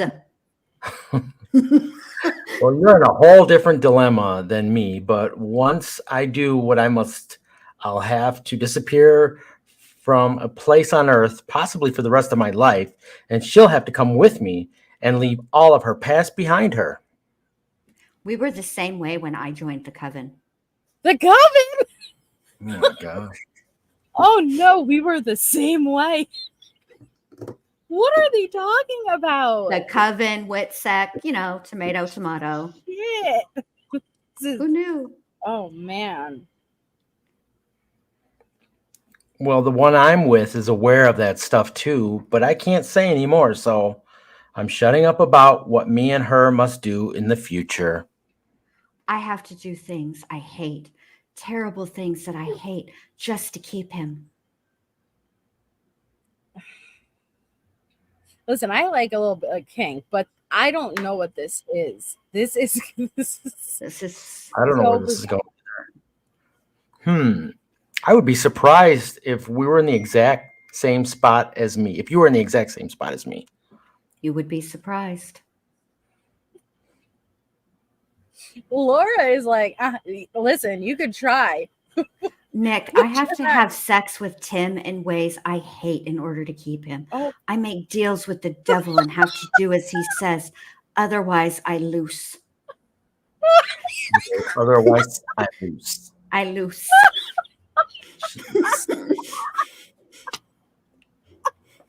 Yo, that's just. I'm sorry. I'm sorry that you have to have sex in ways with Tim in ways that you hate, Lauren. That's bad. No girl should ever have. No person should ever have to do that. Period. Oh man, they're talking about very different things, but she's convinced that they're on the same page. Okay. Yes. Oh my dear Lord. Not loose. Otherwise, I loose. Oh gosh, I'm sorry. Oof. Oh my God. It's just your big part. God, I can't read this. No periods, no commas. I'll do my best. Here we go. Wow. And just think, if we would have been together, you wouldn't have went down that path. The one I'm with is aware of those things. However, I will have to do the unthinkable just to keep me and her safe. And I must say, please never come around me. It's that I worry for the sake of him, not you. I wouldn't ever hurt you, even to this day. But what he sounds like is putting you through. It makes me sad, even though it does. I can't open up about my situation, even if I wanted to. In truth, I do, but I can't, as you know, me being a Taurus, the most loyal sign in the zodiac. If I say anything, I would betray myself as much as I would betray her. And I can't do that to her. But I'll let you know. I hope you stay safe, even if you have to do things that are BDSM related. Are you not even listening to me? I'm fighting off chaos dragons. What's BDSM is a walk in the park. What you mean? Demons, chaos dragons. The coven. But it circles back around to what you were talking about earlier from the interview where he said, I already gave her my word. Yep. Right there again, like clearly his word means something to him, which I respect, but it just even more so leads credibility in not thinking he had a choice at that point. Like he had given his word. This was the only way out, I don't know. It's interesting. Yeah. BDSM related.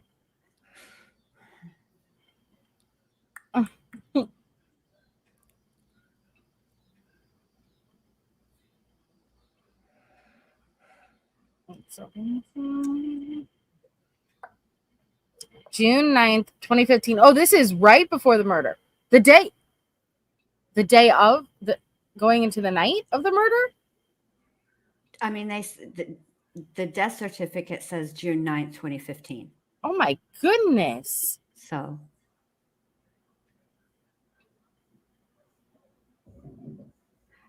Hey, bro, how are you? I'm all right. Hoping to see Gypsy tonight. Oh, I'm curious. Now we're back to Allie. This is Allie. Oh, crap.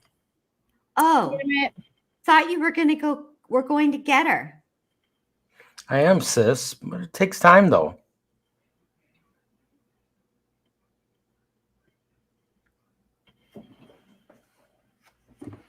Are you at home right now? No, I'm in a hotel in Springfield. I just got to get her. It will be early in the morning when I do, sis.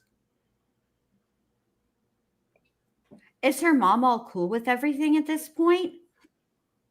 No, not really, because, well, she almost got kicked out of her mom's house. She only saved it because she still hasn't gotten done picking up her things, sis. Packing up her things. You're still on? Since, honestly, her relationship with her mom seems broken, since I guess those two argue every day. How does she plan to get out of the house to go home with you? Great question. I feel like Allie is spicy. So I'm going to read her in a spicy tone. Yeah, she's passive. Well, you already know of her secret. She doesn't need her chair. She can walk, so she'll probably just either sneak out or something like that. Oh, I see. So he was sharing all their business. Yep. However, if all else gets worse, I may have to get involved, which I'm prepared to do. Interesting. Just as life is meant to be interesting. That is true.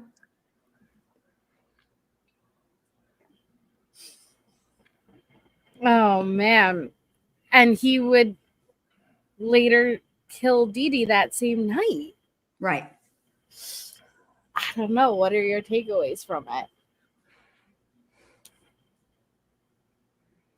Me? Yeah, either. Oh. I want to hear what Shaq's are first. You guys always hear my opinions. I've been talking about this. I like your opinion's better than my own. I'm bored with my own opinions. I hear them all the time. We like your opinion. Oh, well, thank you guys. I mean, I think that, like I said, I think that nobody took this stuff seriously. And you see, even then, Nick is not talking about murdering her mother. What he's saying is, Gypsy's going to sneak out. She can walk. I'm sure Allie interpreted, I'll get involved if I have to, as I would intervene on Gypsy's behalf and snatch her up, not I'm going to, stab the shit out of her, like I don't think anybody thought this was going to happen. Really, I don't. I think the only two people that really believed this was going to happen were Gypsy and Nick. That's it.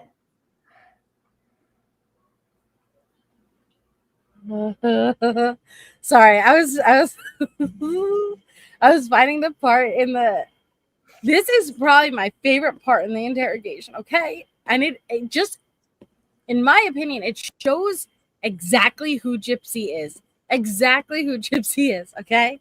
So she starts off the interrogation, like, go ahead, Bendy. How does she start off the interrogation? She starts off the interrogation like she's a whole tour guide for Florida. She tells the police officer who's watching her where to go, where to stay, how to get the best deals, all the things. Meanwhile, the truth of the matter is she's there on Make-A-Wish Foundation's dime. Yep. It's disgusting. And then they confront her. Well, they ask, like, what happened, and it's an evolution of story changing. And at first, like, she's just a victim, and Nick convinced her, and Nick, assaulted her and forced her to do things. And then, like, they confronted her more, and eventually, like, they're like, all right, like, you're not, because she was starting like this and talking about Harry Potter and Disney World. Like, she did not for a second think she was in trouble. And that's what's concerning too. Like, it didn't come off to me, I don't know about you guys, that she realized the gravity of the situation. Oh no, this is what I think. I think she thought that she could tell them whatever and they were going to believe her, because that is how she lived her life. She was living this big lie, right? And everybody was believing it. But we forgot there's two more most important parts. Please. There's a whole analogy about, a snowball and how it gets bigger and bigger as it rolls down the hill. That's how lies are. And, you don't want the snowball to, run over your friends because they're out there and they're wondering, why, Gypsy, why, what had this happen? And then there's some kind of another analogy about a pencil and an eraser, because people make mistakes. And, you can just don't come in here and start telling lies. I'm going to give you an opportunity. Here's the pencil. Here's the eraser. Yep. There's no pencil or actual eraser, but let's start over again. And he keeps basically, homeboy has been on a flight for significant, he's flown from Springfield to Wisconsin, and on the flight, they've got some of the text messages, they've got some of the stuff, evidence, and and then also they've been out to Nick's house. So he's not really beat for the bullshit. Okay. Mm-hmm. This is like a Sunday. He should be home watching the game, chilling with his fam. And this heffalump has him out here flying, to Wisconsin. And now she's going to try to lie, and he's not beat for it. And so anytime she tries to lie, he either inserts the snowball analogy or the pencil analogy. And then he says, I think you know what happened. And then here comes Gypsy. Hold on, let me take a drink, because this is where she gets real high pitched. Hold on. Yep.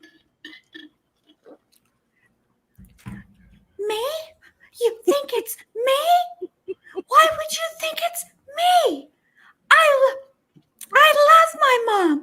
My mom and I are best friends. Yep. And it just goes on like that.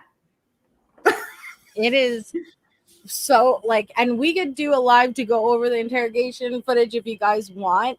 And because I've done it before, but there's a whole new group of people since she's been released, I guess, that, are following what's going on, because I don't know, you have to kind of go through everything to really understand the complexity of a person.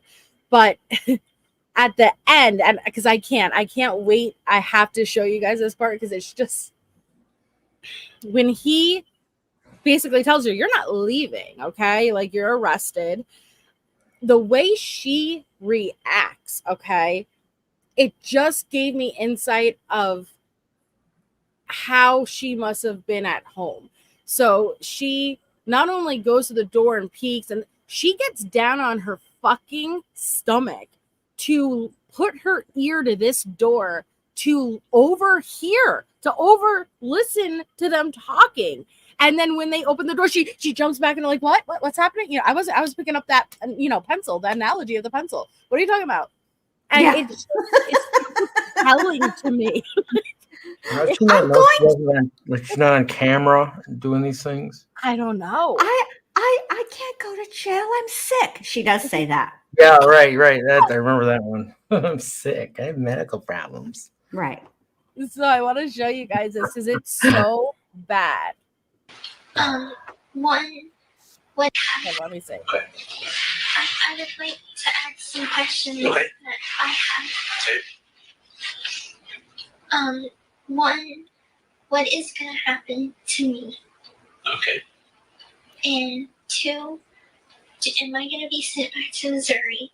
Can I get my luggage with money and my social security cards, my insurance card, and things like this? Okay. The first question, I have no power or control over that because I'm not that person. I don't have that power and authority. Okay. That's still to be decided at this point. Okay. But I don't have that control, and I don't want to make any promises that I can't keep. Okay. As far as your personal property belongings and stuff, right now all that is part of an investigation. Okay. So it'll probably be retained for a period of time. Okay. All right. Okay. Now this. Watch how she behaves. Okay. Oh, this is where that Morgan Freeman voiceover needs to come in. Yes. It was in this moment Gypsy knew she fucked up. And it was in this moment she knew she was fucked. Right now, that hamster is on that wheel. Look. It's processing everything. Because in the beginning, she was laughing it up, talking about all of the rides at Disney World, Harry Potter, and now she's like, shit. shit. Oh, it's right here where it's starting to set in. Yes. That she can't talk her way out of this one. She was willing to throw Nick right under the bus. Shit, you don't cry. Stand up on me, okay? We'll take some photos of you. Nothing else happened in this state that no other crimes or you guys didn't do anything. Okay, I just want to make sure. All right, go ahead and stand up for me. She turned those tears off real quick. I'll get a few close-ups, okay? Because you've got all those things on your neck there. Yeah, what are all those things on your neck, Miss Ma'am? Because she motioned bruises down just a little bit, not up, as if she was forced like on from Nick. Right. I don't think she ever was. I really need to know where this whole situation with bruised knuckles comes in because I don't see that at all.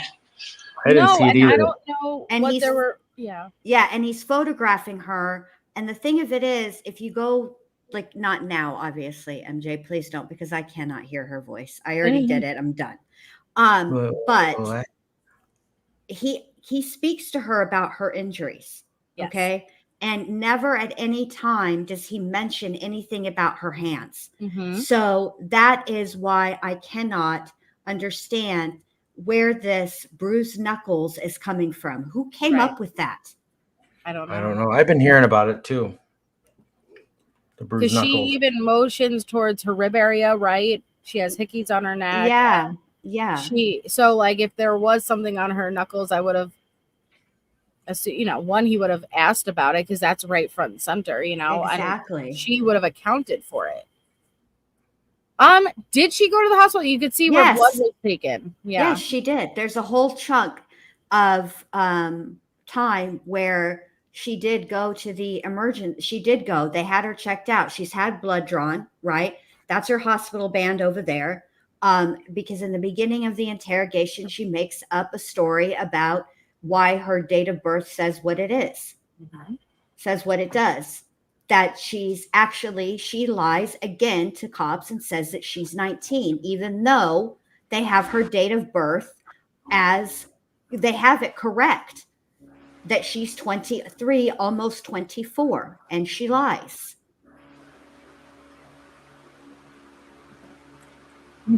It's a fan. Grimy Bear says, okay, love you all. Gypsy's a crazy bitch. Shakto, I hate to tell you, but you have a ghost that's been shaking your blinds as it was the other night. He has a fan. I have a fan on. At first, I just turned it on just a second ago. At first, like last time when I was here, I saw the blind cord swaying, and I was like, "Where's the fan coming from?" It's to the right because of him. I wouldn't do that if it was on like over him, you know. Yeah. So he must have a stand fan. I already deducted that last week. It's a floor fan. It's about 10 feet behind me. Yeah, apparently the mic doesn't pick it up. You're lucky. Good. Yeah, you're lucky. That's so funny.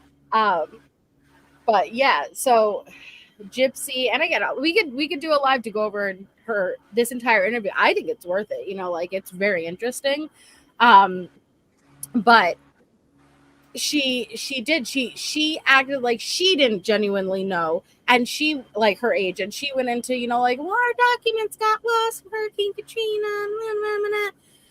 It's just so manipulative, and to watch how quickly she rolled on Nick, to watch how quick, but she didn't for a second think, like, I probably shouldn't have played this without playing the beginning, but she thought she was going to be golden.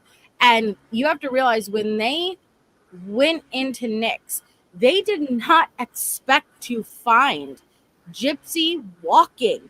Everything that they had heard, everything that they had been told from family, from neighbors, from everyone, was how vulnerable and exposed Gypsy was, and how she needs all of those medications to survive, and how she cannot walk without a wheelchair. So by their amazement, she comes walking out. Right. See, this is why I question the situation with the medical records, because at no point does Gypsy ever talk about any of that in this interrogation at all.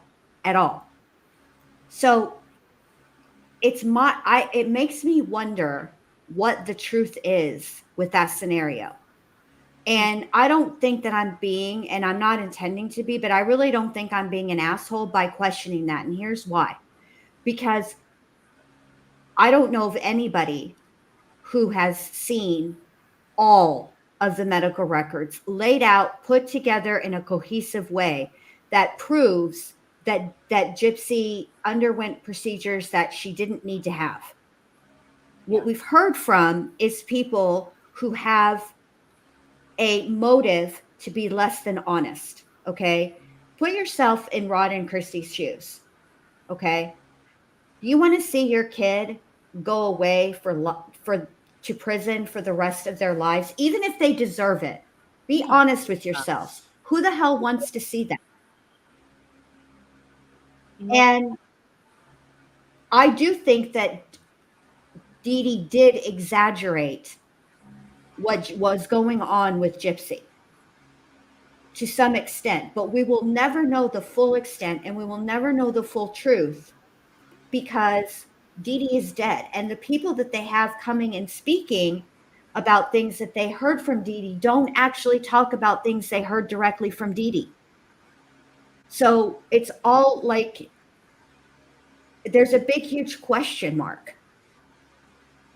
And I don't know. It's just,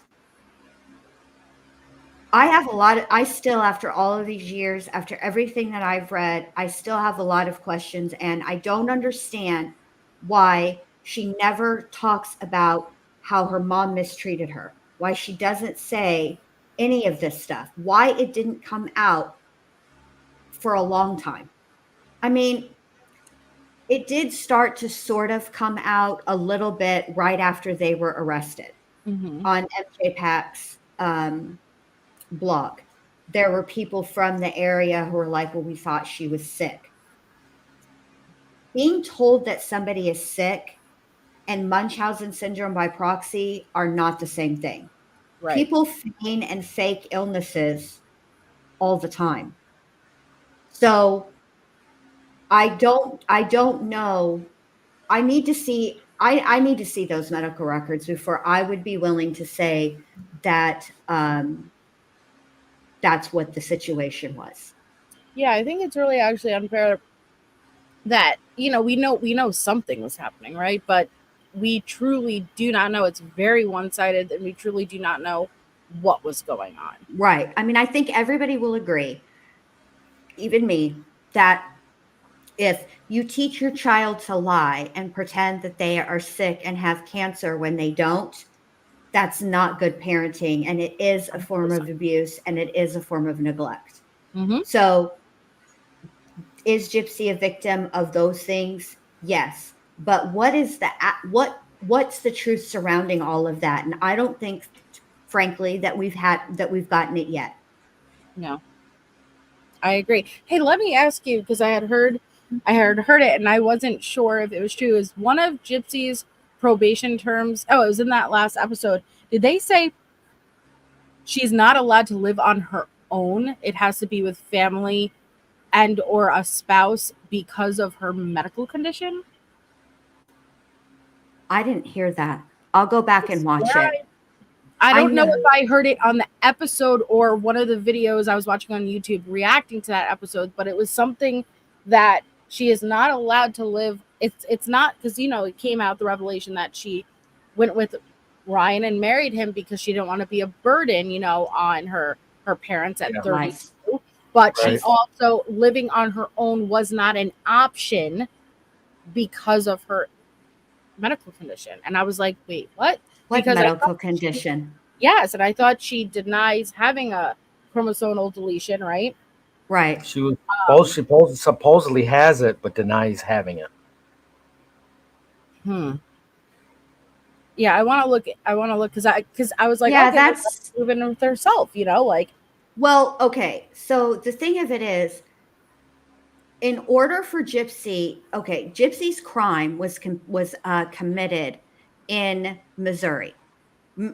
She's really paroled through Missouri. However, they have agreed to allow her to move her parole to Louisiana. And that might actually be what the deal is. Is that because how she was able to parole to Louisiana is because she has family there. Her sister's there, Rod and Christy are there. And then later on came Ryan. I think that's the deal. I think that if she's not living with a Louisiana resident, then they'll tell her, then take, TYA back to Missouri. But Missouri doesn't want her there either. I think that's what the deal is. Yeah, they really didn't want her. They were like, get on the road now. She thought she was going to go to a Taylor Swift concert. Yeah, she thought. Walk up in there. I'm like, where's Taylor? I'm Gypsy. That didn't work. Nope. Taylor Swift didn't want anything to do with her. No. And look, here's the deal about this situation with the chromosome disorder. Until I see it for myself, until it can be substantiated with actual medical records that are shown, I'm not going to say that she has it, and I'm not going to say that she doesn't have it. I don't know. Right. And that's how I feel about it. Fair enough. Fair enough. All right, here, let me show you guys.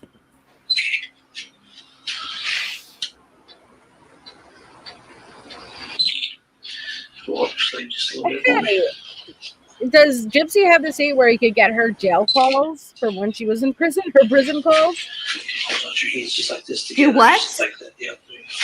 Is it possible to get Gypsy's prison calls from when? Is she in a state where you could? I thought about it. I need to ask. That would be cool.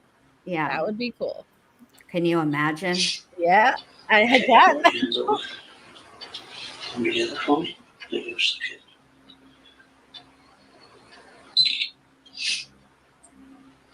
Yeah, he's observing her hand. See? Do you have any other bruises anywhere? But I don't want you to show don't show me any of your body parts, okay? Don't show me any of your body parts, okay? He made me shave my legs and He kneel on the ground. Yeah. He made me shave my legs. Shut up, Gypsy.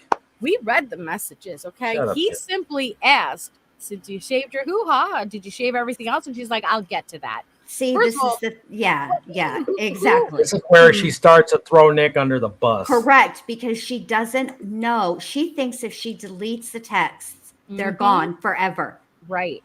She doesn't understand how it really works. Which I hate her. I really do. I'm sorry, I do.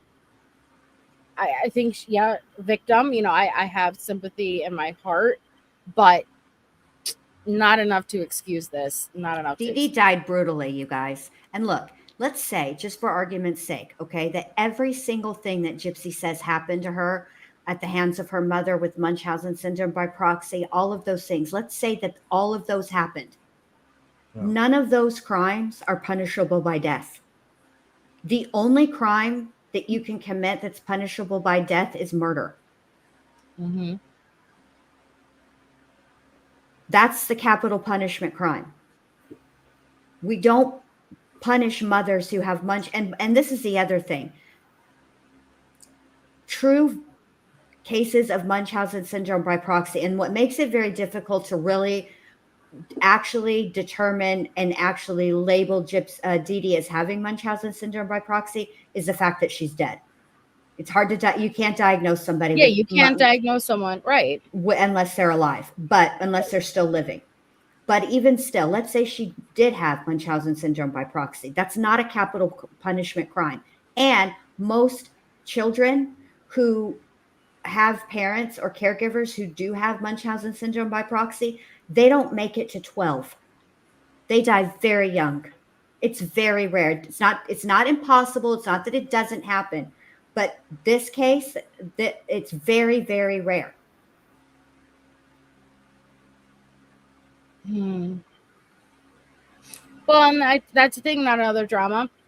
I think it's the nature versus nurture argument comes into play here, but I think both can be true, right? She's a bad seed and a product of her mother's influence.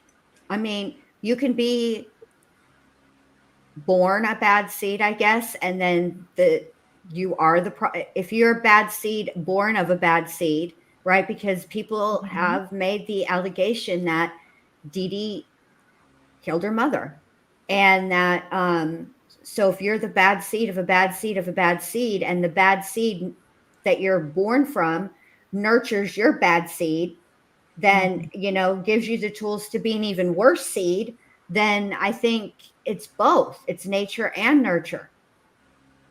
Yeah, I agree.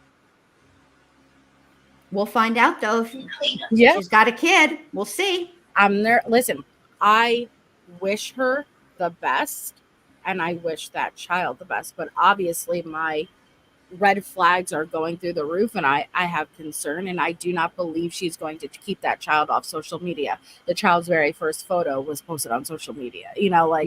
I hope the child's first photos are going to be sold to the highest bidder. Yeah, of course they will be. TMZ or National Enquirer, somebody's going to pay her big bucks for those first infant photos. Yep. But you see, he didn't focus a whole lot of time on her knuckles. No, he looked more at the palm of her hand. Exactly. Probably for, wounds. He's looking for cuts. Right. Yes, exactly. Exactly. But I think I got carpet burn. It's carpet burn from just crawling around on the carpet when you were cleaning up the blood. Okay. Anything else in Wow. Remember, because he wanted her to. No, I know, but let's be realistic here, ladies, and gentlemen, people. Crawling around on the carpet, scrubbing up drops of blood is not how you get carpet. No. It's not enough friction to cause. And you're not dragging your fucking knees across the carpet. Correct. Mm-hmm. I agree. Little Red, I agree. All right. You cover her back up that blanket if you want. So just wow, this is when it's all hitting her, okay? I'm Oh, gonna hide. what's that, Perry Potter? The invisibility cloak. Yep.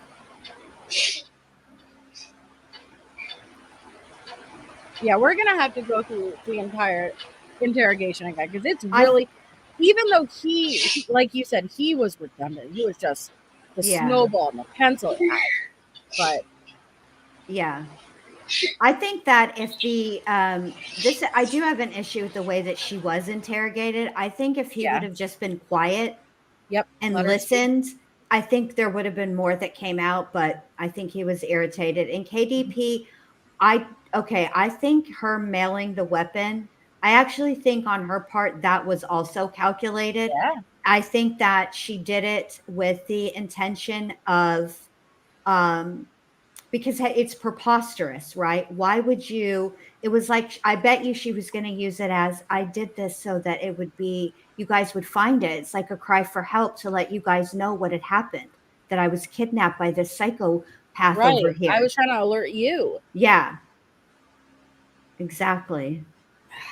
I didn't want him to get rid of the weapon. You know, that's why I made the Facebook post. Right. I was trying to get someone's attention. I was trying to get help. Yep. And yeah, poor Linda. I don't want to say her mom was shaving it, but either her mom or Gypsy was actively keeping her hair buzzed because they were putting it on like she was a cancer patient going through chemo and had all of these illnesses. Yeah.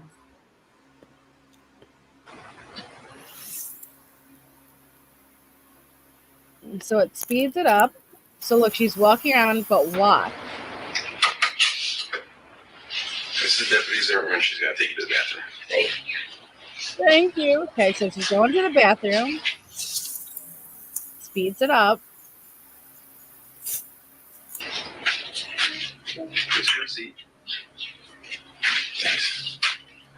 This showed me everything. Because and let me give some context of why. If she was truly abused, and when I say that, she could still be a victim of abuse. But if she was abused up until currently, up until days before, the way she claimed she was, I think, and she had a fear of law enforcement, right? Because she could not go to them because of her mom, and they wouldn't believe her, and this and that. Either way, the way that she crawls and tries to snoop on I would never snoop on officers like that, okay? I would be scared. But the fact that she wasn't tells me everything I need to know, that behind closed doors, the way she is behind a closed door right now, not thinking anyone's watching, she wasn't scared at all. She was trying to overlisten. And I don't see that behavior coming from someone who is so abused that they would be scared to do anything on their own, anything that could get them in trouble, because they would associate that with abuse, you know? Right.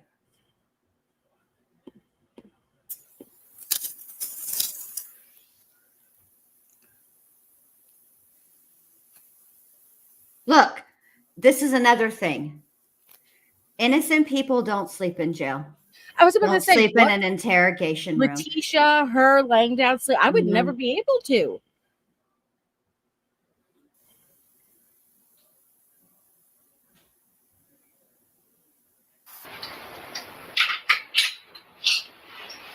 You doing all right, Gypsy? Okay. Her demeanor has completely changed. Yep. Now she is meek. Now she is quiet. Now she is, yes, sir, very, I'm telling y'all, in the very beginning of this interrogation, before it was an interrogation, while she's waiting for the detectives from Missouri to get there, she is a whole ass tour guide. I'm not even playing. I'm not even exaggerating. Yep.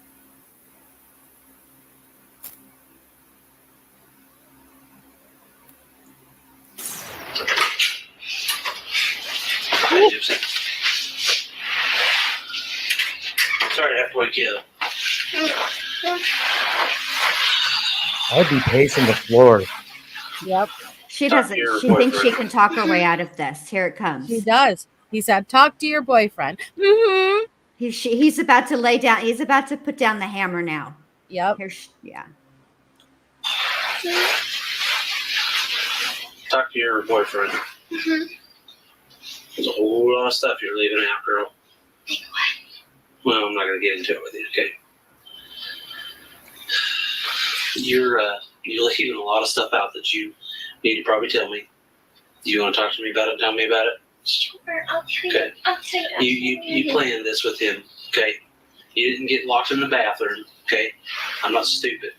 First of all, the lock's on this side, so you can't get locked in there. Okay, you went in there because you brought that knife into the picture. You brought the idea into the picture. I didn't bring the idea. You did bring it into. You brought the whole thing in the idea. No. And he did it for you. No. Yeah. No. He did. Okay. Can you pause it right here really quick? The lies, and they're done. Now, this is really important, and I want you guys to please think about this.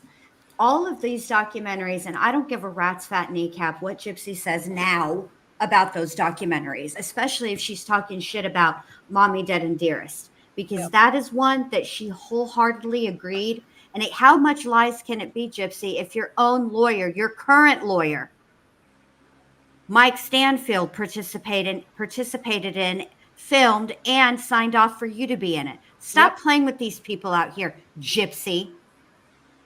Anywho, go back and watch the detectives that they interview in these documentaries. There's multiple. There's Mommy Dead and Dearest, Gypsy's Revenge. There's the 2020 interview.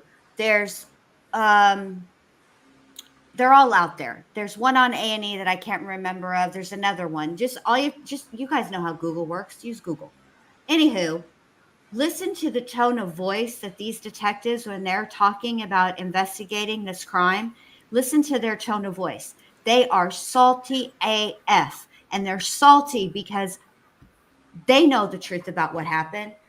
They know that Gypsy got a sweetheart deal that she probably didn't deserve. No. And they're irritated about it. And that is why he's confronting her, because all he's been doing since he was called in on this case when Dee Dee's body was found is hearing about poor Gypsy. She's sick. She can't walk. She's in danger. All of the things, right? And that this guy must be a psychopath. He must be a monster. They go and they talk to Nick. And Nick just says, look, I'm not going to lie about it. I'm just going to tell you the truth. Here's what happened. Right? He was very forward with it. He was very forward, very upfront. And then you have this heffalump over here, lying, conniving. And now the detective has had enough and he's confronting her. And he means it when he says, I'm not stupid. You're not going to snow me like you snowed all of those people back home. Okay. That's I'm sorry. You're so right. You're absolutely right. And like I said, we've gone over Gypsy's interrogation and Nick's right before she got released. I went kind of back over everything and the contrast between Gypsy's versus Nick, you could tell lying wasn't in his nature, and he knew he did wrong, but it was obvious he thought, I don't want to say he clearly didn't think it was okay, versus he was saving her and he was not trying to hide it or like take him for the runaround. He was like, all right, yeah, I own it. This is what I did, but I had to get her out, Right. Like I wish I didn't have to murder her mom. Right. But I had to rescue her. Right. She was in a bad situation. Nobody was going to help her. And I had to. And this was the only way. Yeah. Yep. Versus Gypsy's. Yeah, he did. Okay. So the lies, they're done. I'm not going to sit in here all night long. No, I won't give you like, I did not think of this. I know that he has a evil side, and he did want to do it. Okay, I understand that. He wanted to get rid of my mom, Yeah, for you. Yes, for me. Yeah, because you asked him to. He wanted to. Yeah, because you asked him to. Plain and simple. Gypsy, we're not playing this game, okay? You asked him to. That's why he did it. Get her. Plain and simple. We're not playing this game. Yeah, where's the pencil and the snowball? What happened? You told me the truth on some things, but you left a lot of stuff out. You left a lot of stuff out. So we're not playing this game, okay? He's already told me everything. Everything. We're both trying. The knife was mailed. You guys mailed it here, okay? We know where the knife's at. So the gig's up. You're done. It's up. You're done. Aww. You're done. You hated your mom. I did not hate my mom. See that tone right there. Do you Look at that visceral reaction. Yep. It's the tone of her voice. I did not hate my mom. Yep.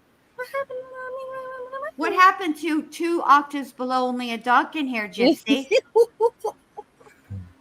Exactly. But that visceral reaction, right? That going like she jumped right up. Right, exactly. I don't hate my mom. Yeah. You're done. And you're done. Mom. I did not hate my mom.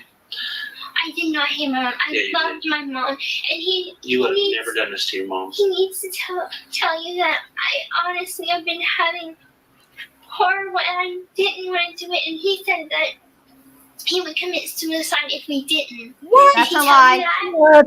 That's a bold-faced lie because we went through all of those messages, and they're not all of them, right? They're just a portion, and it was Gypsy constantly redirecting Nick to the plan. Half the time Nick was like, what are you talking about? Like his mind was not on that murder. His mind was on her and talking to her and this and that. And she was like, I am so ready. I said my goodbyes. I made my peace. Like she was constantly redirecting him. And I'll say this. We don't know the full context of the conversation surrounding when he finally said what he said about self-harm. Because there was an argument there, an argument that went over was had over different apps. It wasn't just through text. And so we don't know the full, we don't know the full context of that conversation because when you read the text like you did, MJ, you guys heard, it's very abrupt. It seems to come out of nowhere. There's no escalation. And then boom, there's the argument. And then, the argument escalates and then the threat of self-harm is made because we don't see that whole conversation. So yeah, that is a bold-faced lie. Gypsy. Right. And if he did threaten any type of self-harm, I would, just my opinion, assume that it probably sprouted from you saying something along the lines of, well, then we're not going to ever be able to be together. Exactly. You saying something like, I would rather kill myself than not be with you. Something like that. But the way that and even the deflection, the way she's trying to sliver out of, he wanted to, but you asked, right? We understand Nick said, yeah, he'll do this for you. But it was you proposing. It was you who asked him to. He's taking that accountability. She isn't. Exactly. Can't stand her. He would commit suicide if we didn't. Did he tell you that? Yep. Oh, she's like, I said that it was a bad thought. Yeah, threw her off. It totally threw her off. Look at her reaction. Did he tell you that? Yep. Yeah. This is this person that's sassing back to the cop here. This is the real Gypsy. Yep. Not this is her right here. Yep. Just 100%. Like when you see that part in the finale, you'll know exactly what part I'm talking about. She puts her foot down, she says what she means, and she means what she says. That's the real Gypsy. I don't think she really thought that would be included. Yeah. So Carolina, I don't know if specifically he tried to talk her out of it versus Nick just wanted to be with Gypsy. And if there was another way aside from the murder, that's what he wanted to do. But Gypsy positioned it in a way where the only way that they were going to be together was murdering her mom. And he accepted that, but I think he would have opted for any of the other options if he knew it was possible. Well, okay. The only information and texts and stuff like that we have are exhibits from Nick Godejohn's trial. Okay, so these are the exhibits that the state introduced that they believed would show what they were trying to prove. Okay, so we're only seeing messages from 2014 and 2015, which is a year and then right up until the murder. They were talking back in 2012. They were a couple back then. Do you know how many messages must be between them from all of that time? We have no idea what all was said and how many times they went back and forth. And, I do think that you can see from that message in 2014 where Nick says maybe it's a last resort. He didn't sound happy to me about it. He didn't sound, as Gypsy put it in Dr. Phil, more excited to do it than anything. Yeah. He didn't sound like that to me. He sounded like he was like SOL, like this was the only thing. Yeah. It wasn't an exciting idea to him. This was what he had to do in order to be with Gypsy. And more importantly, not just to be with Gypsy, but to rescue Gypsy from a horrendous situation. I think Nick viewed what was going on with Gypsy the way that you or I would view a child in a car in the summertime in a hot car, or an animal in a hot car. What would there be anything that you wouldn't do to break into that vehicle even at risk to yourself? Yeah. To rescue that child, to rescue that animal that's suffering? That, I think, is how Nick viewed Gypsy and the situation. That's way better than that your pencil and your snowball analogy, officer. Mm-hmm. Sure was. And now, listen, with that being said, yes, was there evil and twisted shit tagged along with it? Yes. What are we gonna do? How about that? Yeah, of course. But I think now, with you getting into that fantasy lifestyle he had online, I'm sure that may have played a part too, of getting so descriptive and in detail, and how about we do this and that, not making excuses, just trying to understand. Right. This is layered. It's not a single thing it's like multiple things all at once happening. Onion, yeah. So. Did he tell you that? Yep. Yep. I said that it was a bad thought that I was thinking, and I don't think that we should be doing this. A lot of people think about you stuff. Never said when that. You acted, that's when you crossed the line, and that's what you've done. You acted upon it, and he acted upon it. So, okay, we're done. You're obviously going to keep telling me lies. I'm not sure. Now you're going to be booked in for later on down the line. You're going to be booked in for probably murder. Okay, as long as, and with him as well. Okay. Right. I didn't murder my mom, sir. Listen to me. Listen to me. You did, because you're behind it. You pulled all the strings on it. I did. And you're behind it.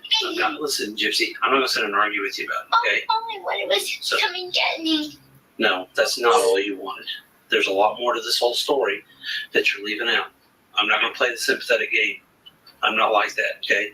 I can see right through it, okay? Please, I'm not able to be in jail. I have a lot of medical I understand that, and they'll get taken care of. Oh, no, told you.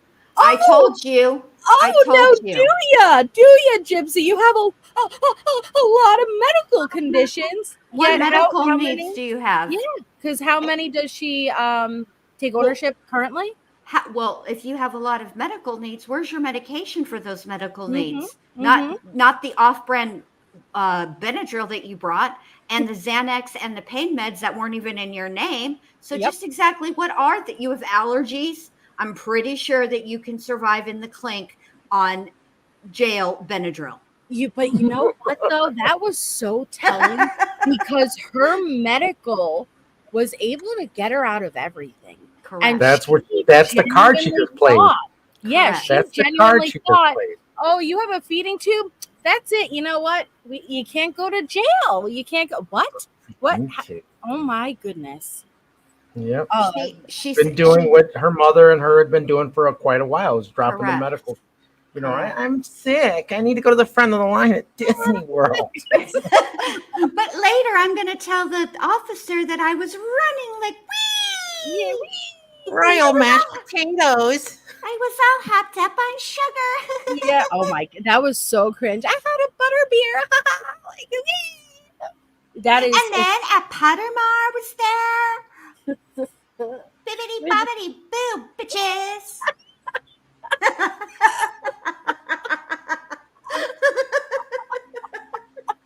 It's so, but Bendy is so accurate when she says she was like a tour guide, because when we go through it at the beginning, she was like able to direct them, and on this side and the whole walkthrough of Disney. It was and a like lot of AAA travel agent. Yeah, and a lot of kids like they think that it's all included with that you get to be at the meet and greet, but they only hand out a certain amount. And me and my mom got in with the big important people, and so I got to meet everybody. And I pencil overnight, and I was sorted by the sorting hat, and they said that I was in Hufflepuff, but I'm a Gryffindor.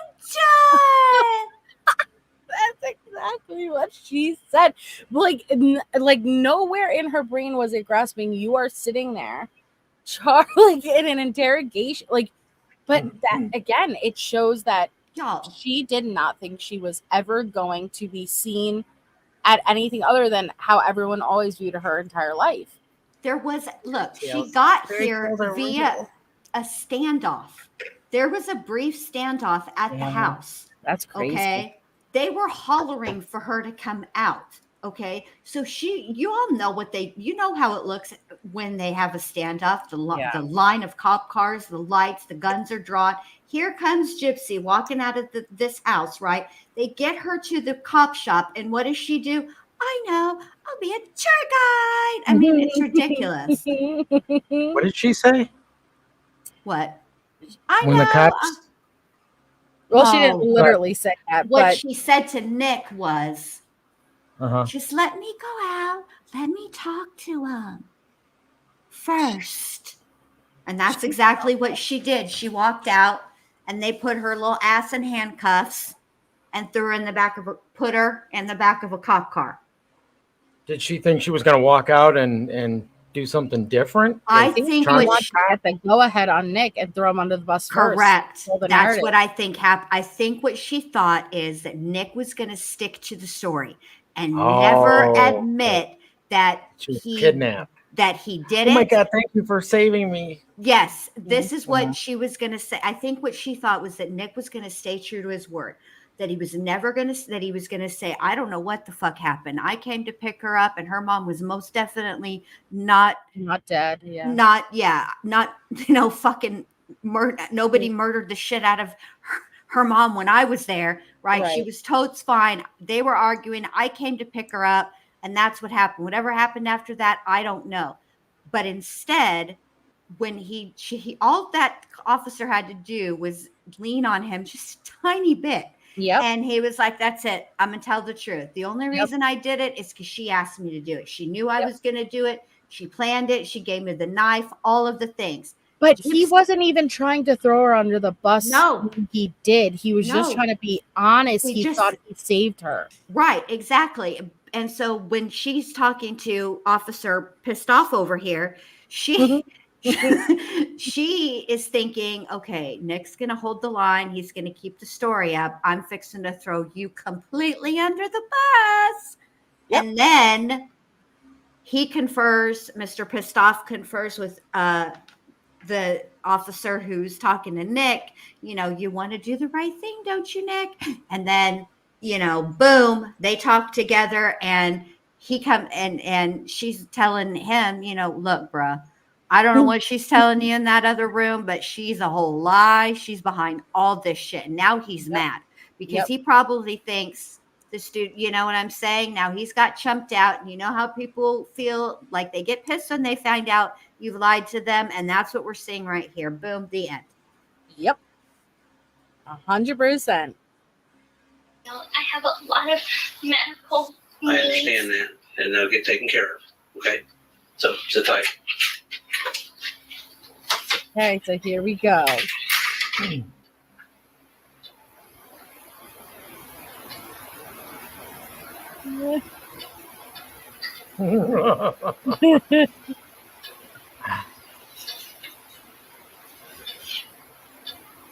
Oh, Chips.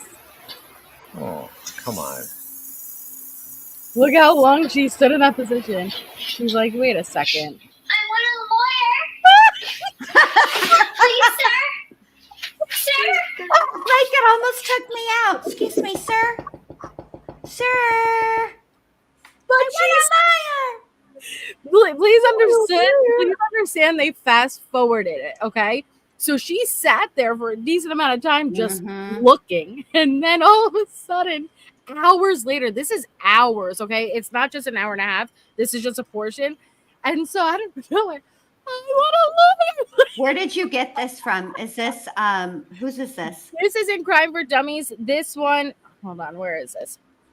Couch Detectives. Oh, okay. So if you guys watch on Crime for Dummies, she keeps the clock up in the And so I was gonna play hers, but this one had like a minute more, and I was like, "Oh, let me." She has the extended one. She has all of this. So that's where I originally played it from. Yeah, this person doesn't have any extra, but she keeps the clock in there, or not, the timestamp in there, so you can see exactly how long she sat there. It's probably like 15 or 20 minutes. Yeah, that's a long time, and then.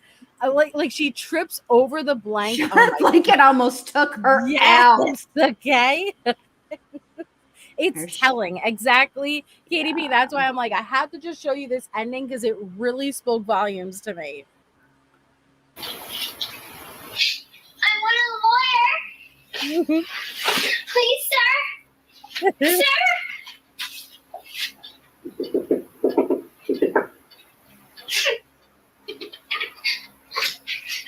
I want a lawyer. Please, I need a lawyer. Okay, have a seat. You already talked. Exactly. That didn't go how you thought it would go. Yeah, all that happens when you do that is they're not going to talk to you anymore. You've asked for a lawyer, that's it. But you've already said everything they wanted to hear.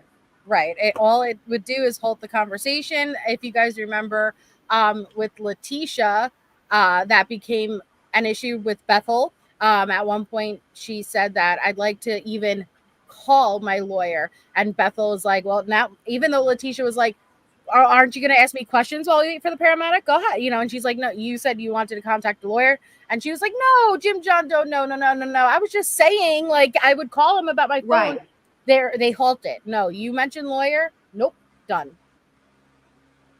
But Gypsy already spoke for hours. Right. Exactly.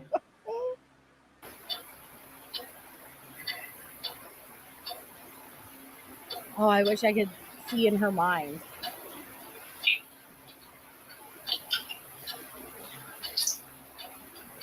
Nick said it was the greatest 5 days of his life. Did he just take her? He did not. Oh, he did not. What? Roll on you? You rolled on him. That's probably what she's thinking. He did not. He better not. That's what she said. He did not. Nick told us everything, Gypsy. He did not. Put the blanket on. Self-soothing. Come on. Someone help me. Help me. Remember the fly? What in the fuck is that? Help. Yes. You're calling out, help. Oh my God, sorry, I choked on my spit. I think she did take her. I said that. I was like, did she just take her dentures out? Because you hear clip, and then she goes in her pocket. Is that what she did? I don't know. Rewind it. Let me look because I got distracted. Right here. Okay, watch.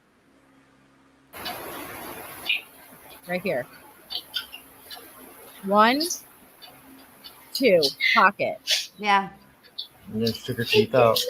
Oh, she yeah. wants to seem more sick. Yeah. Is that what it is? Yeah. Yep. Could be. Oh, I hate her. I'm sorry. I'm sorry. I hate that. She was trained really well. Oh, wow. Exactly. It sounds like Oliver. Please, sir, I need more.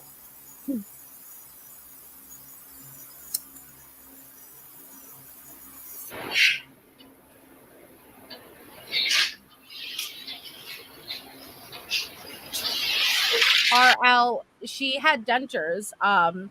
And so what she did is she popped her dentures out and put them in her pocket. I could find no other rational explanation other than she wanted to show that she didn't have the teeth to help push the I have medical conditions. Look how sick and fragile. Right. Yeah. Can't put her in jail. She's got no teeth. I mean, they just did blood work. They're going to know you're not sick, Gypsy. Stop playing. Yep. It's a rat. Someone help me. Thank you, Queen Diva.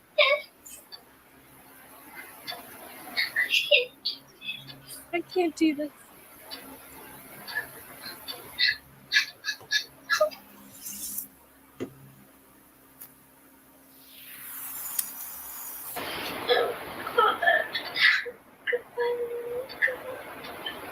Why did you think this was going to end, Gyps? Welcome, Queen Diva. Thanks for becoming a member.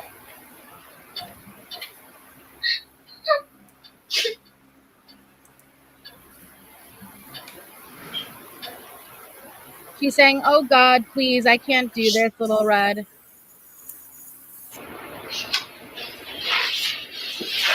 So now watch what she starts to do. No one's hearing her cry. It's not working. I'm going to see what they're doing out there. And she's, because it's, I don't know if it's like tinted, but she is face to the window and she has her hands cupped like she's trying to see out there. Yeah. She's trying to peer through the glass. Yep.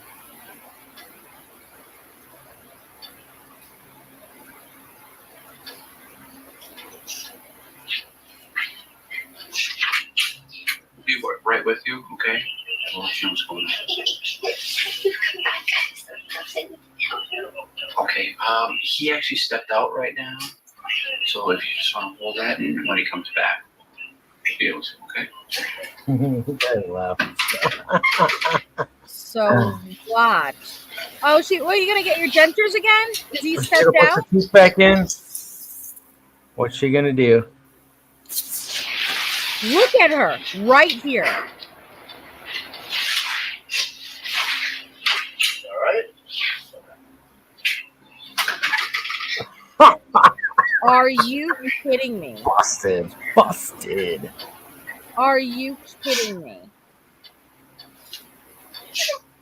She got down on her hands and knees and went to listen underneath that door. Yeah, she's something else, isn't she?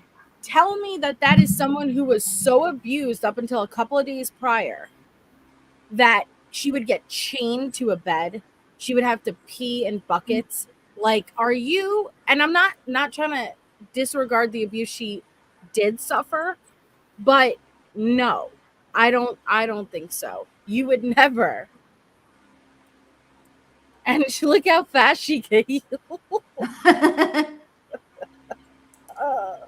What if he'd have just opened it up and smacked her in the head I on wish, it? I wish he would have.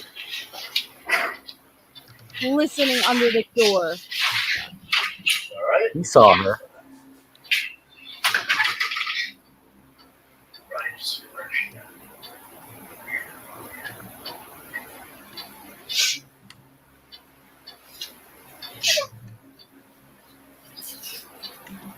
Not gonna work. You can't cry yourself out of this one.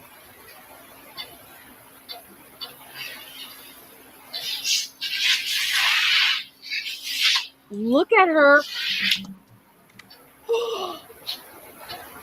And she She even plugs her other ear hole to magnify the sound of her left ear hole.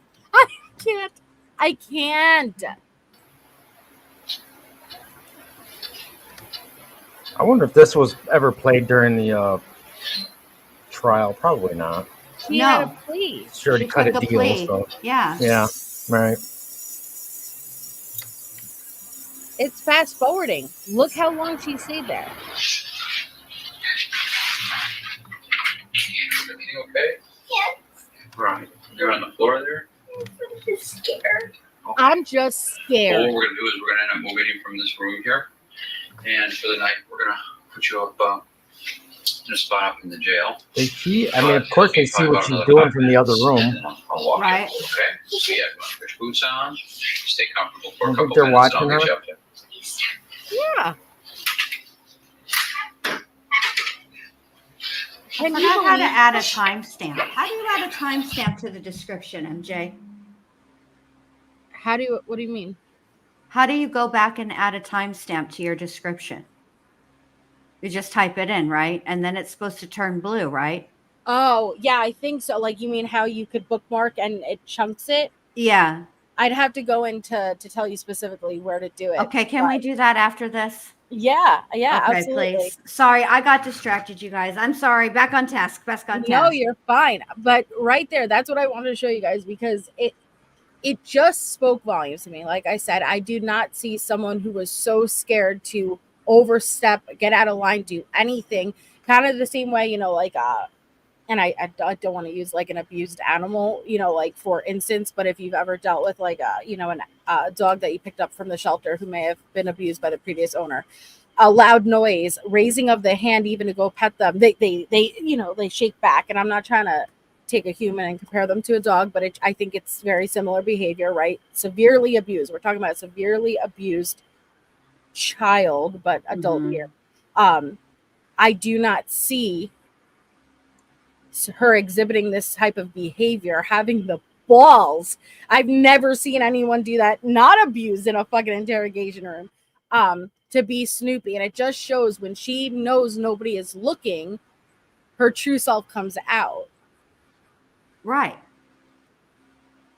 And they're about to come in and take her.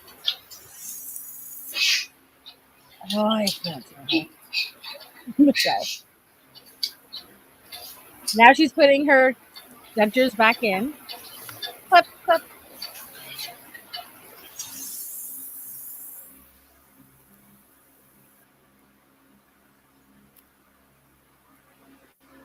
She looks. Oh man.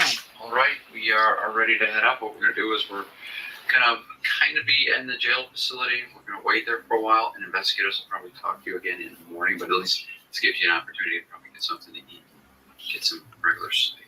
Okay? So, yeah, if you want to step out, by policy, we're going to have to put some handcuffs on you. Okay, just turn face away. It's fine. And your hands behind your back. You don't have a choice, Gyps. Oh my god. That's tiny. Did you say something? Clink, clink, clink, clink, clink. And that's how that ends. But I think it speaks volumes. It shows everything. So now we have Gypsy, 6 months out of prison. She did 8 years. Got earliest possible release date, and within 6 months, she has a TV show.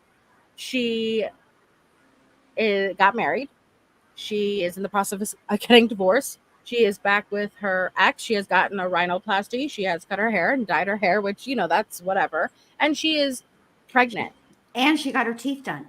Yes, thank you. Yep. So I remember doing the stream back in December, leading up to her getting out. And I never would have imagined that this is how much would take place in the matter of 6 months. Right. And it makes me concerned. Yeah, she's definitely in the fast lane. Right. Thank you, MK. Good night, MK Leanne. I think she knows exactly what she's doing right now. And let me ask you this, Bendy. In the show, yes, she's supposed to get a job. She was part of her. She was so hold on, she You're fine. I gotta get this out. She was she made a video recently doing a face, like a what she uses on her face, like a routine, moisturizer makeup kind of skin routine. Yeah, she was doing her beauty routine online. Meanwhile, she doesn't even like trying to be like a makeup influencer or yes, something. that's what she's trying to be an influencer. Right. Have you seen the video? Yes, it's terrible. Okay.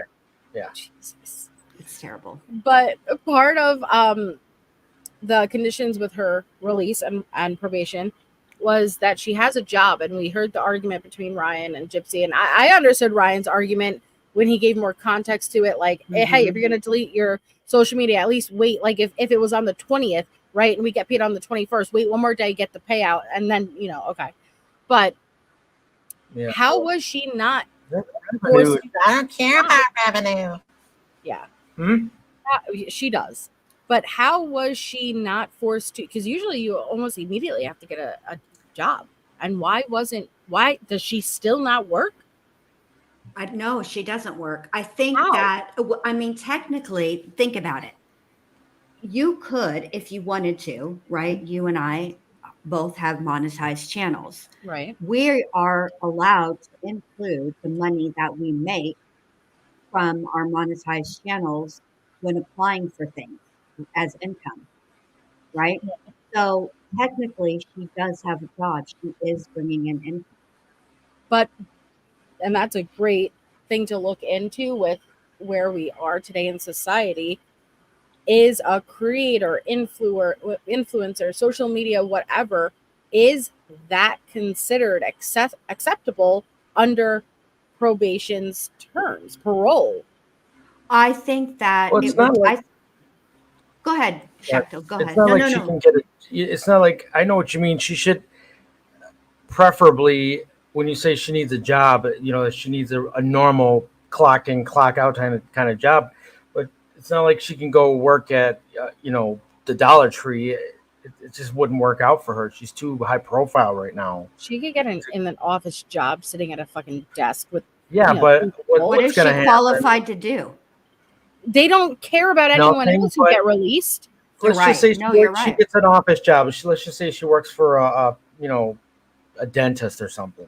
I mean, how many paparazzi are going to show up, and people are just going to come in to get their teeth cleaned, just go see Gypsy. It's just going to cause problems, I think. No, and I see that argument, but parole doesn't give a fuck. Like, they don't give a shit. The truth of the matter is, a lot more avenues were opened up to Gypsy paroling because of her than would be to the average person. True. She could have she could have said, because there have been people who have been convicted of second degree murder. They've had a high profile. Carla Homolka is one of them. For a long time, she did live in relative obscurity until she crossed the line with her employer's kid. And that's where I'm going to leave it at. She had an inappropriate relationship. Oh, I'm going to look into that. I didn't know about that. Yes. So she did live in relative obscurity. Gypsy could have done the same thing. People were always going to know. Burke Ramsey, he everywhere. Okay. And he has a job. He has a lot, very. Yeah. It happens all the time. Isolated. She chose to, when she listen, Lifetime approached her through a third party to do this prison confession situation. She could have turned it down. Mm-hmm. She could have. She had people who paroled, who were in there with her when she was in prison, who paroled before she did, who helped her establish a social media presence. She already had a TikTok. She already had an account before she was out of jail. Rachel helped her do that. There was an Instagram. Rachel also ran an Instagram account for her too that posted updates. So before she even set one toenail out of prison, she already had a following.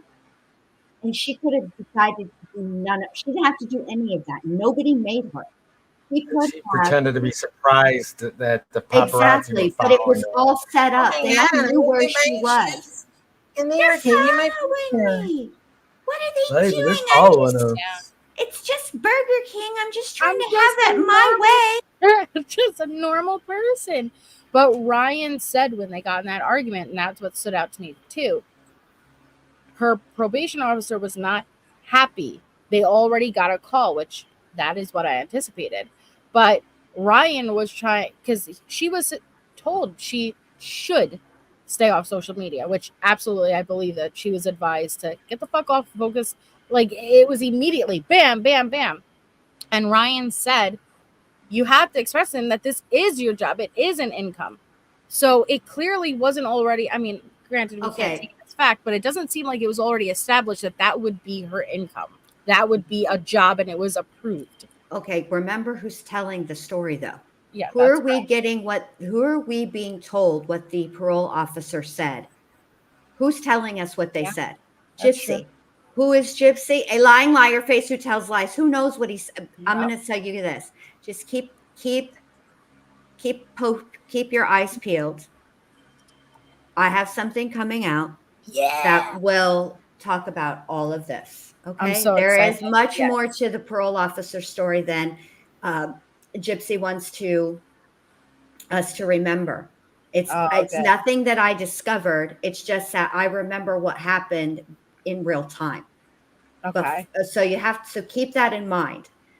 There was a significant amount of time between when this was happening in real time and what we were seeing online versus what we were shown on the show. Months have gone by since since that conversation and everything going on online. And then when the show, that specific episode with that situation aired, months had gone by. How long were her and Ryan together out of prison? Like from when? Since December, from December to March. The end of December too, like December 28th. There's like March. 3 days left of December. Like fuck not long at all. Wow. And yeah, Kimberly makes a great point. She used the internet to facilitate a murder. How is she even okay? That was my other thing. This is the part of her probation, her parole. It's not probation. There's a big difference between parole and probation. Sorry. I keep using them interchangeably. No, I wasn't really directed at you. I didn't even realize you were doing that. Yeah, I was. But there's a big difference. So I never understood that. I never understood how she was allowed to have social media when social media was part of how she did what she did, was part of her crime. I don't understand that. I've never understood that. She got, and why do you think they even offered her a plea with such little? All right, this is what I think happened. I think that Gypsy does have a substantial medical record file. Yeah. Okay. Given the fact that she was in Louisiana, then she was in Missouri, and I do think that her medical records are substantial. And I think that Mike Stanfield at the time, was a very young, but a very savvy attorney. And I think that he knew exactly how to best advocate for his client, and that is through the media. He knew that he had, and this is very rare, this doesn't happen very often, where the perpetrator of the crime is more sympathetic than the victim of the crime. Right. And so all he did was, I think, bury the DA's office in medical records. I think he sent them so much that I don't think they could have possibly gone through all of them. And I think that he said, look, this is a Munchausen syndrome. This mom told this kid she was sick. This was this, all of those things. Simultaneously, they were looking into fraud charges for Gypsy. Okay. That's interesting. And I didn't realize that until you yeah. So, but all that stopped. And there are, the thing about charities is donors who donate don't really want to talk about their donations, but all of that would have had to been opened up. And I think that basically the DA felt like, because Gypsy is a sympathetic victim, which I think had they continued to investigate, and I think had they just waited maybe 2 or 3 months, I think people would have been coming out of the woodwork to say what they really knew about Gypsy and what they really knew of the relationship between Dee Dee. They had just started to scratch the surface when Gypsy was arrested. So I just think that they thought that they had a very sympathetic perpetrator and a very unsympathetic victim. And I don't think that they thought that they could win against that. I think it was very different with Nick, because Nick had no connection to Dee Dee, really. So, Well, I'm interested to see where it's going to go. But I wish she wasn't getting the attention that she's getting. I wish she was, because I watched one of the TikTok lives re-uploaded on YouTube, and it was, now I still don't understand how TikTok works fully, and so I don't know how much a rose is, or a galaxy, or a hat, cowboy hat, but I know their money, it's money. Yeah. And so it is non-stop rolling in. And I'm like, I can understand having interest in watching, because I'm guilty of that. But she's making a massive amount of money. Oh, yeah. Oh, yeah. Absolutely. I think that the act is probably the single most damaging to the real story of Gypsy's case than anything I've ever seen. And I understand, I don't think that it was intentionally done that way, but there are concepts in this case that are very, very difficult to translate on screen. And so you have to over dramatize them, like the sugar with the cupcake and everything. And look, that home was full of sugar. Yeah. Yeah. I mean, the home was full of sugar. Okay. The kid ate, for fuck's sake. There was Scooby snacks. Exactly. I mean, it is what it is. I don't know. But yeah. Anyway.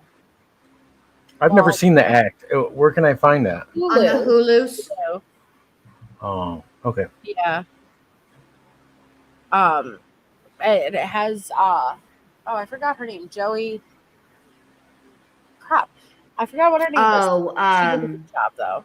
She did. What is her name? I can see her face. And I know Joey something. You mean Joey and Amy? What? No. Joey King. About? The actress Joey King. Joey King. That plays the Gypsy. Mom. And Patricia Arquette. Patricia Arquette, and she also played the role of the two prisoners. She was the officer, and she had an affair with both of them. Based on the true story, that was an interesting I remember when that happened. Patricia Arquette played the officer who had an affair with both male inmates and helped aid them. Dannemora prison escape. Yes. Wow, how interesting. She did a great job for that. She really got into her role. That was an interesting story. Yeah, you should watch it, Michelle. But not take it as factual. I think I'm going to watch Mommy Dead and Dearest tonight. Kind of get it refresh on my mind. But Bendy has, what do you refer to as a documentary? You have... Yeah, it's a documentary. On Gypsy on her channel. Like I said, she's done amazing work. And so it's a privilege to have you on to discuss this case. And I really do appreciate you coming up. And I want to go onto your channel and discuss it. And I want to go through the full interrogation, at least highlights, and then compare it to Nick's, because it really is sad. And then even Nick's mom has an interview, and my heart broke for her.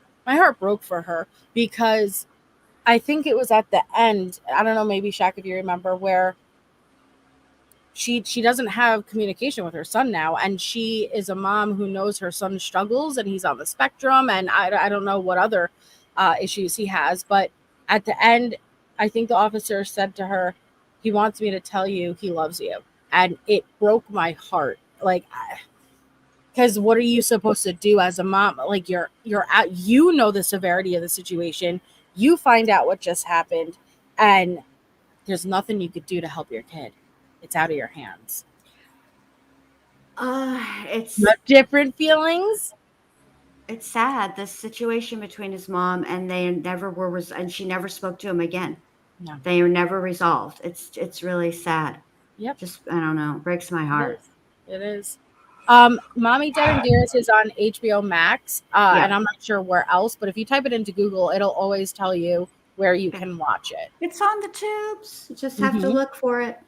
Yeah, I find it. It's on the tubes. Great. But thank you both for coming up. I really, really, really appreciated this, and I had a great freaking time, and I look forward to doing more topics on not so much Gypsy, but trying to uncover the truth behind Gypsy, not so much her current shit. Oh, it was there, Jordan? Awesome. Oh, it's on YouTube for free. Great. Perfect. Oh, Life After Lockup is on Hulu. Interesting, Harlot. So great. And I wouldn't suggest Life After Lockup for like any bombshell, versus what I took from it is, what a dumpster fire. Yeah. And it made you really look at Chrissy like, damn, like you are heavily involved in this. And I think, I don't know, I didn't like it. Who talks to someone like your child's ex for years, even while they're not with them, then they're married? That is inappropriate, and I would not be very inappropriate. It's weird. Yeah. Something tells me that Christy, that's her name, Christy, right? Yes. She had like a thing for Ken or something. Seems like it. I just think she's messy. Yeah, she is. She is. She definitely messy. is. Did you see Ryan in the series? Ryan, when he found out about Gypsy and Ken's matching tattoos, he broke down and cried. Yeah, but she messages it. So she rubbed it in his face, but then he comes on to TikTok.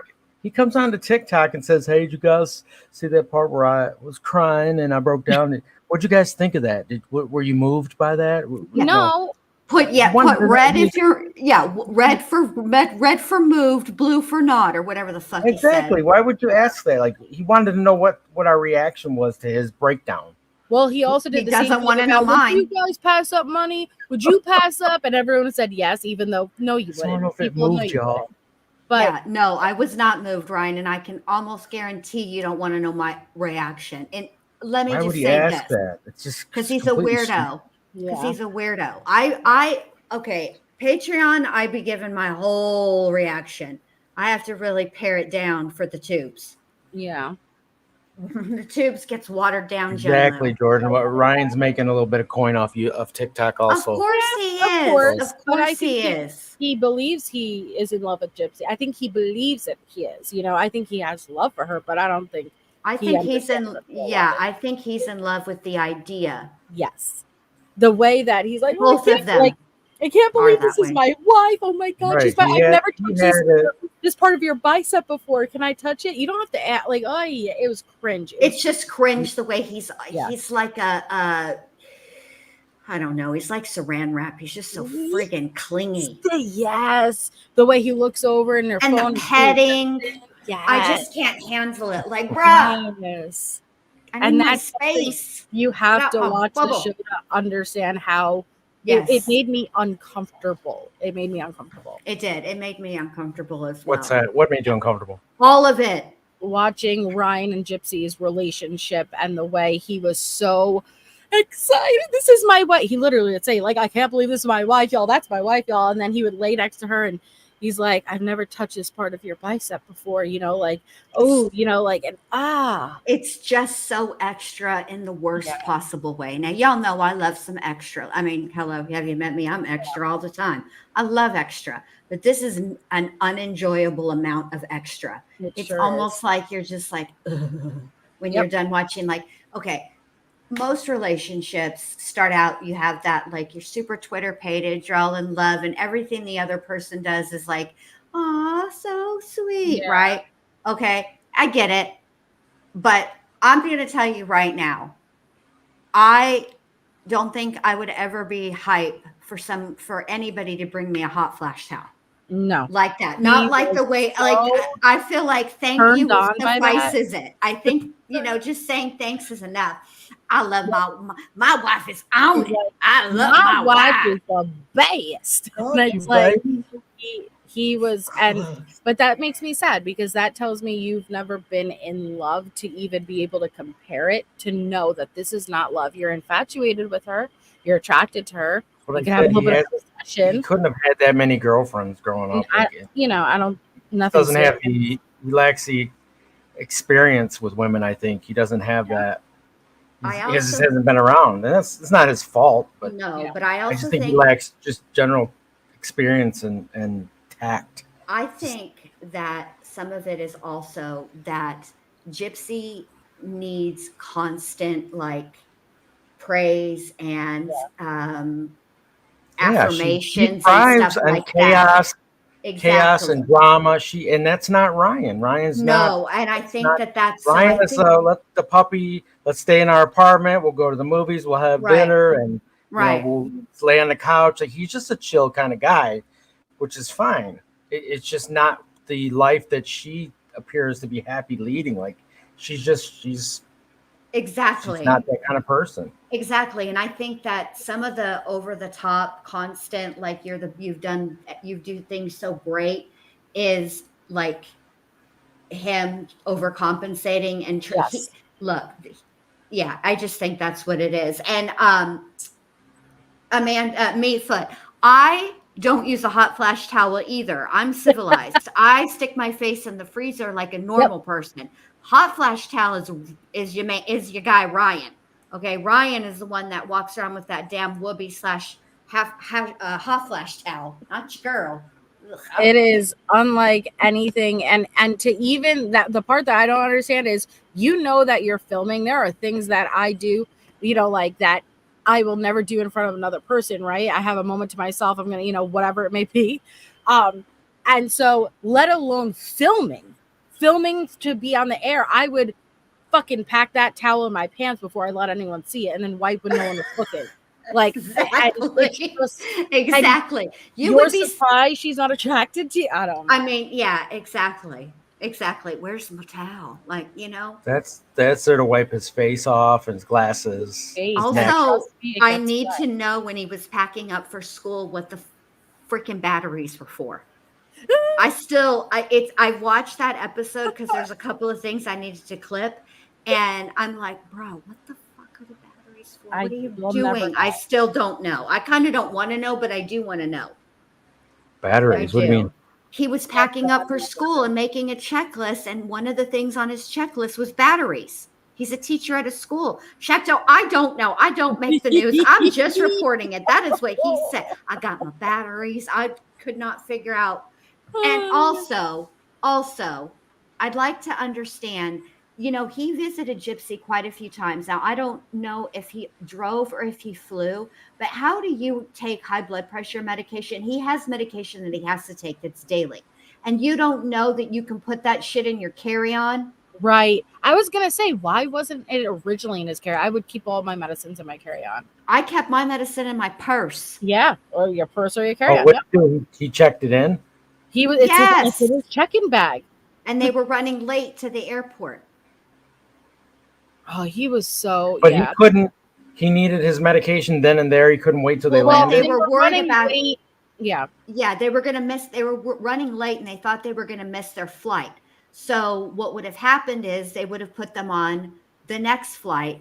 But sometimes what happens when you actually miss your flight is that your luggage will get on the flight, right? If you missed it in you know how airports work. I don't know why I'm explaining this, but what he was worried about is that his luggage would arrive at the destination before he did, because the next flight wouldn't get into the next day to New York. Okay. So why he didn't put his Gypsy could have carried his blood pressure medication. If you're married, they will see that you're, And she also said, we'll leave our stuff and just bring our carry-on, so we didn't have to go through the whole process of checking in, like with our bags, and we could make this flight. And he's like, no, I can't, my stuff is in here.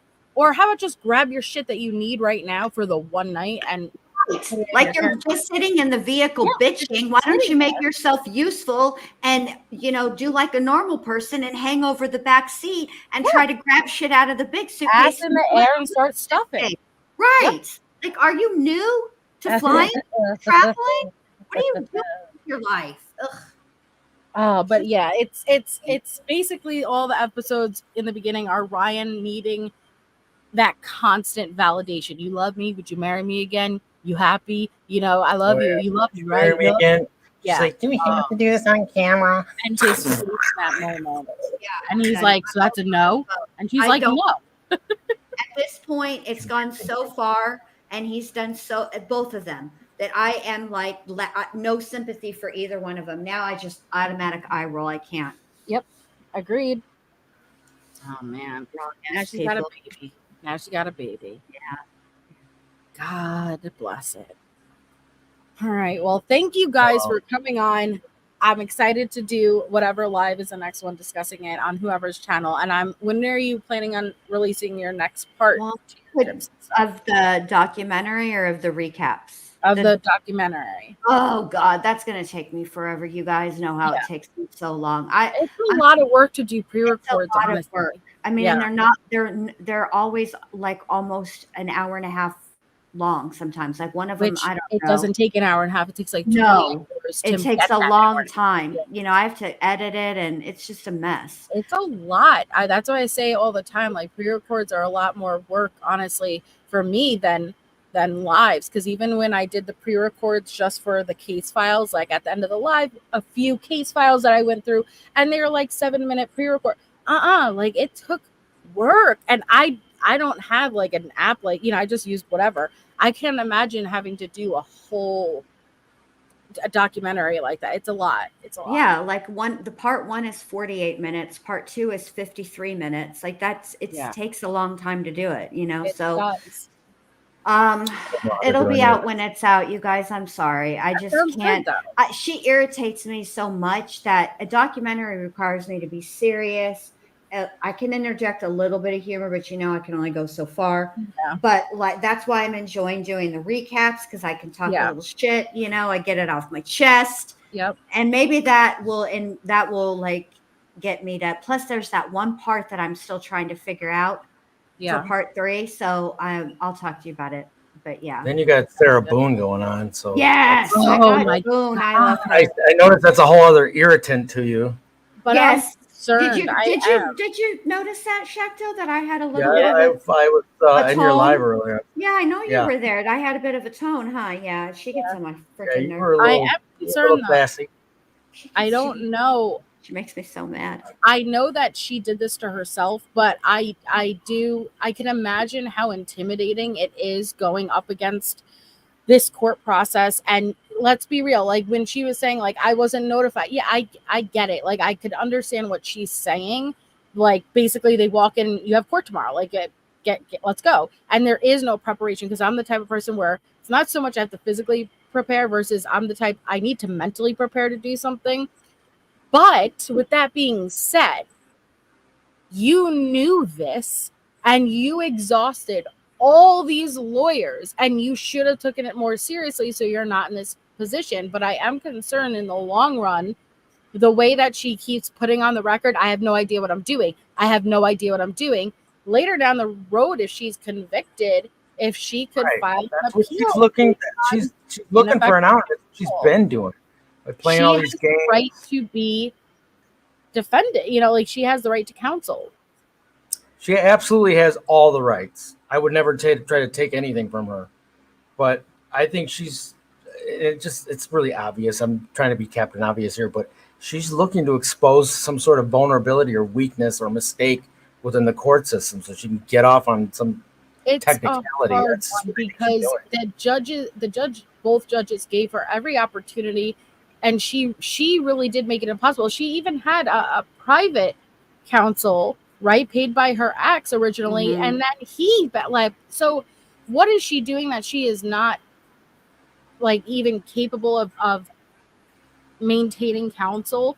But I just don't feel secure now going in that she has to do pro se. That what if this is going to open up a door for her possibly getting out of it? Okay, so I will say this forfeiting the right to she's not forfeiting her right to an attorney. She forfeited through her behavior the right to use the public defender's office. Okay. That's so true. That is something that hardly ever happens. It is so rare that it happens.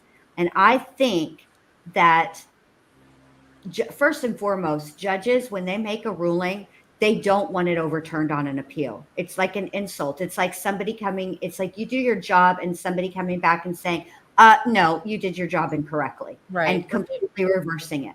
So I feel that Judge Cranick looked at every possible avenue before he did this and was absolutely as sure as he could be that ruling, that him making this order and ruling this way would not get overturned on appeal, would not, be some type of loophole for her. But also, he cannot continue. This can't continue this way. She was arrested, y'all, at the beginning of February of 2020. We are in July of 2024. Now, she did waive her right to a speedy trial. However, this isn't a situation where the courts are behind or, it's an extremely complicated case, blah, blah, blah. And that's why there's been continuances. It's been continued because she doesn't know how to freaking act and work with an attorney. So if you don't want to listen and take the advice of the public defender, then either hire your own or represent yourself. And he told her those were going to be her two options the last time she was in front of him. And she still thought it would be a good idea to hand him that letter. He would not. I think that Cashman would have continued to work with her if not for that letter. Yep. Damn, man. And for the things that she said in open court on the record about her. She called her a liar. You cannot work with a client after that. Yeah. This is going to be interesting. And for her to say, like, well, since I had to wait a month to get my discovery, is that going to, like, the way she had to, like, right, like prorated? Bitch, you're not paying. You're not signing a lease. What the hell are you talking about? Yeah. You're not moving in on the middle of the month. Shut up, Sarah Boone. And by the way, if what do you mean taking time off? You filed 5 motions, correct? So you have been working on your case. And you filed those 5 motions when you didn't have your discovery. Man, I'm over it. Over it, Boone. Just get to court. The judge made it very clear that they are moving forward with the dates they have now. This is not continuing anymore. It seems like once he made the decision and nope, now I'm not appointing you a new lawyer. This is that. He's not doing anything. No more funny business. We are moving forward with this. Exactly. It's 2 banker's boxes full of case files, right? Yeah. That's what they said. I would like hard copies so I could scribble between the margins, please. They wouldn't deliver them to the jail, so they're giving them to her on a file, on a drive or something. Well, so the jail doesn't want to be responsible for that. It's her discovery. She's not in for her paperwork, right? Right. These are the hard copies of the discovery. So there's probably autopsy pictures, etc. She's not in a private wing of the jail. She's, doesn't have her own cell. So, and it's, a problem. So the compromise is that they're going to put all of it, and she knows, and this is what I don't get either. She knows exactly who that private investigator is. She referenced him in a letter. Yep. Fuck off, Sarah. I'm over it, you guys. I'm so over it. Thank you, Jack. I know. I'm ready for the trial, though. I am ready. Yeah. Oh man. Guess we'll see. Mm-hmm. Thanks, Jack. Though. Thank you so much. Kicking the can down the road. She's We'll gonna see. keep doing it. We'll see what happens. Yeah. Wait till she starts getting people on the stand to cross-examine them. That should be. Excuse me. I don't understand. I'm thoroughly confused. Yep.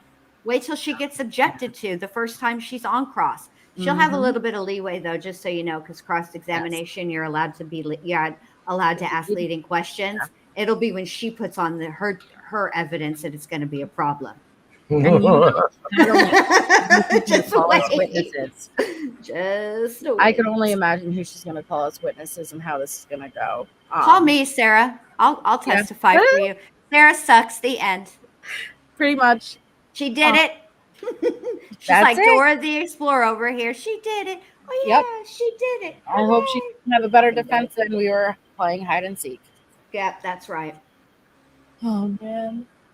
Thanks, Abelis. All right, guys. Well, thank you so much for coming on. I appreciate all of you guys so much. Thank you, everyone in chat. Please, if you're not already subscribed to Betty, I don't know what to say, but if you haven't checked out her Gypsy content, please do, and her documentary. And you have been going on and just doing discussions and lives on her. So please definitely go check out Bendy and show her some love. Thank you. Thank you for having me, babe. Thank you for coming. And thank you, Shacto Daddy, for coming. Thanks for having me up.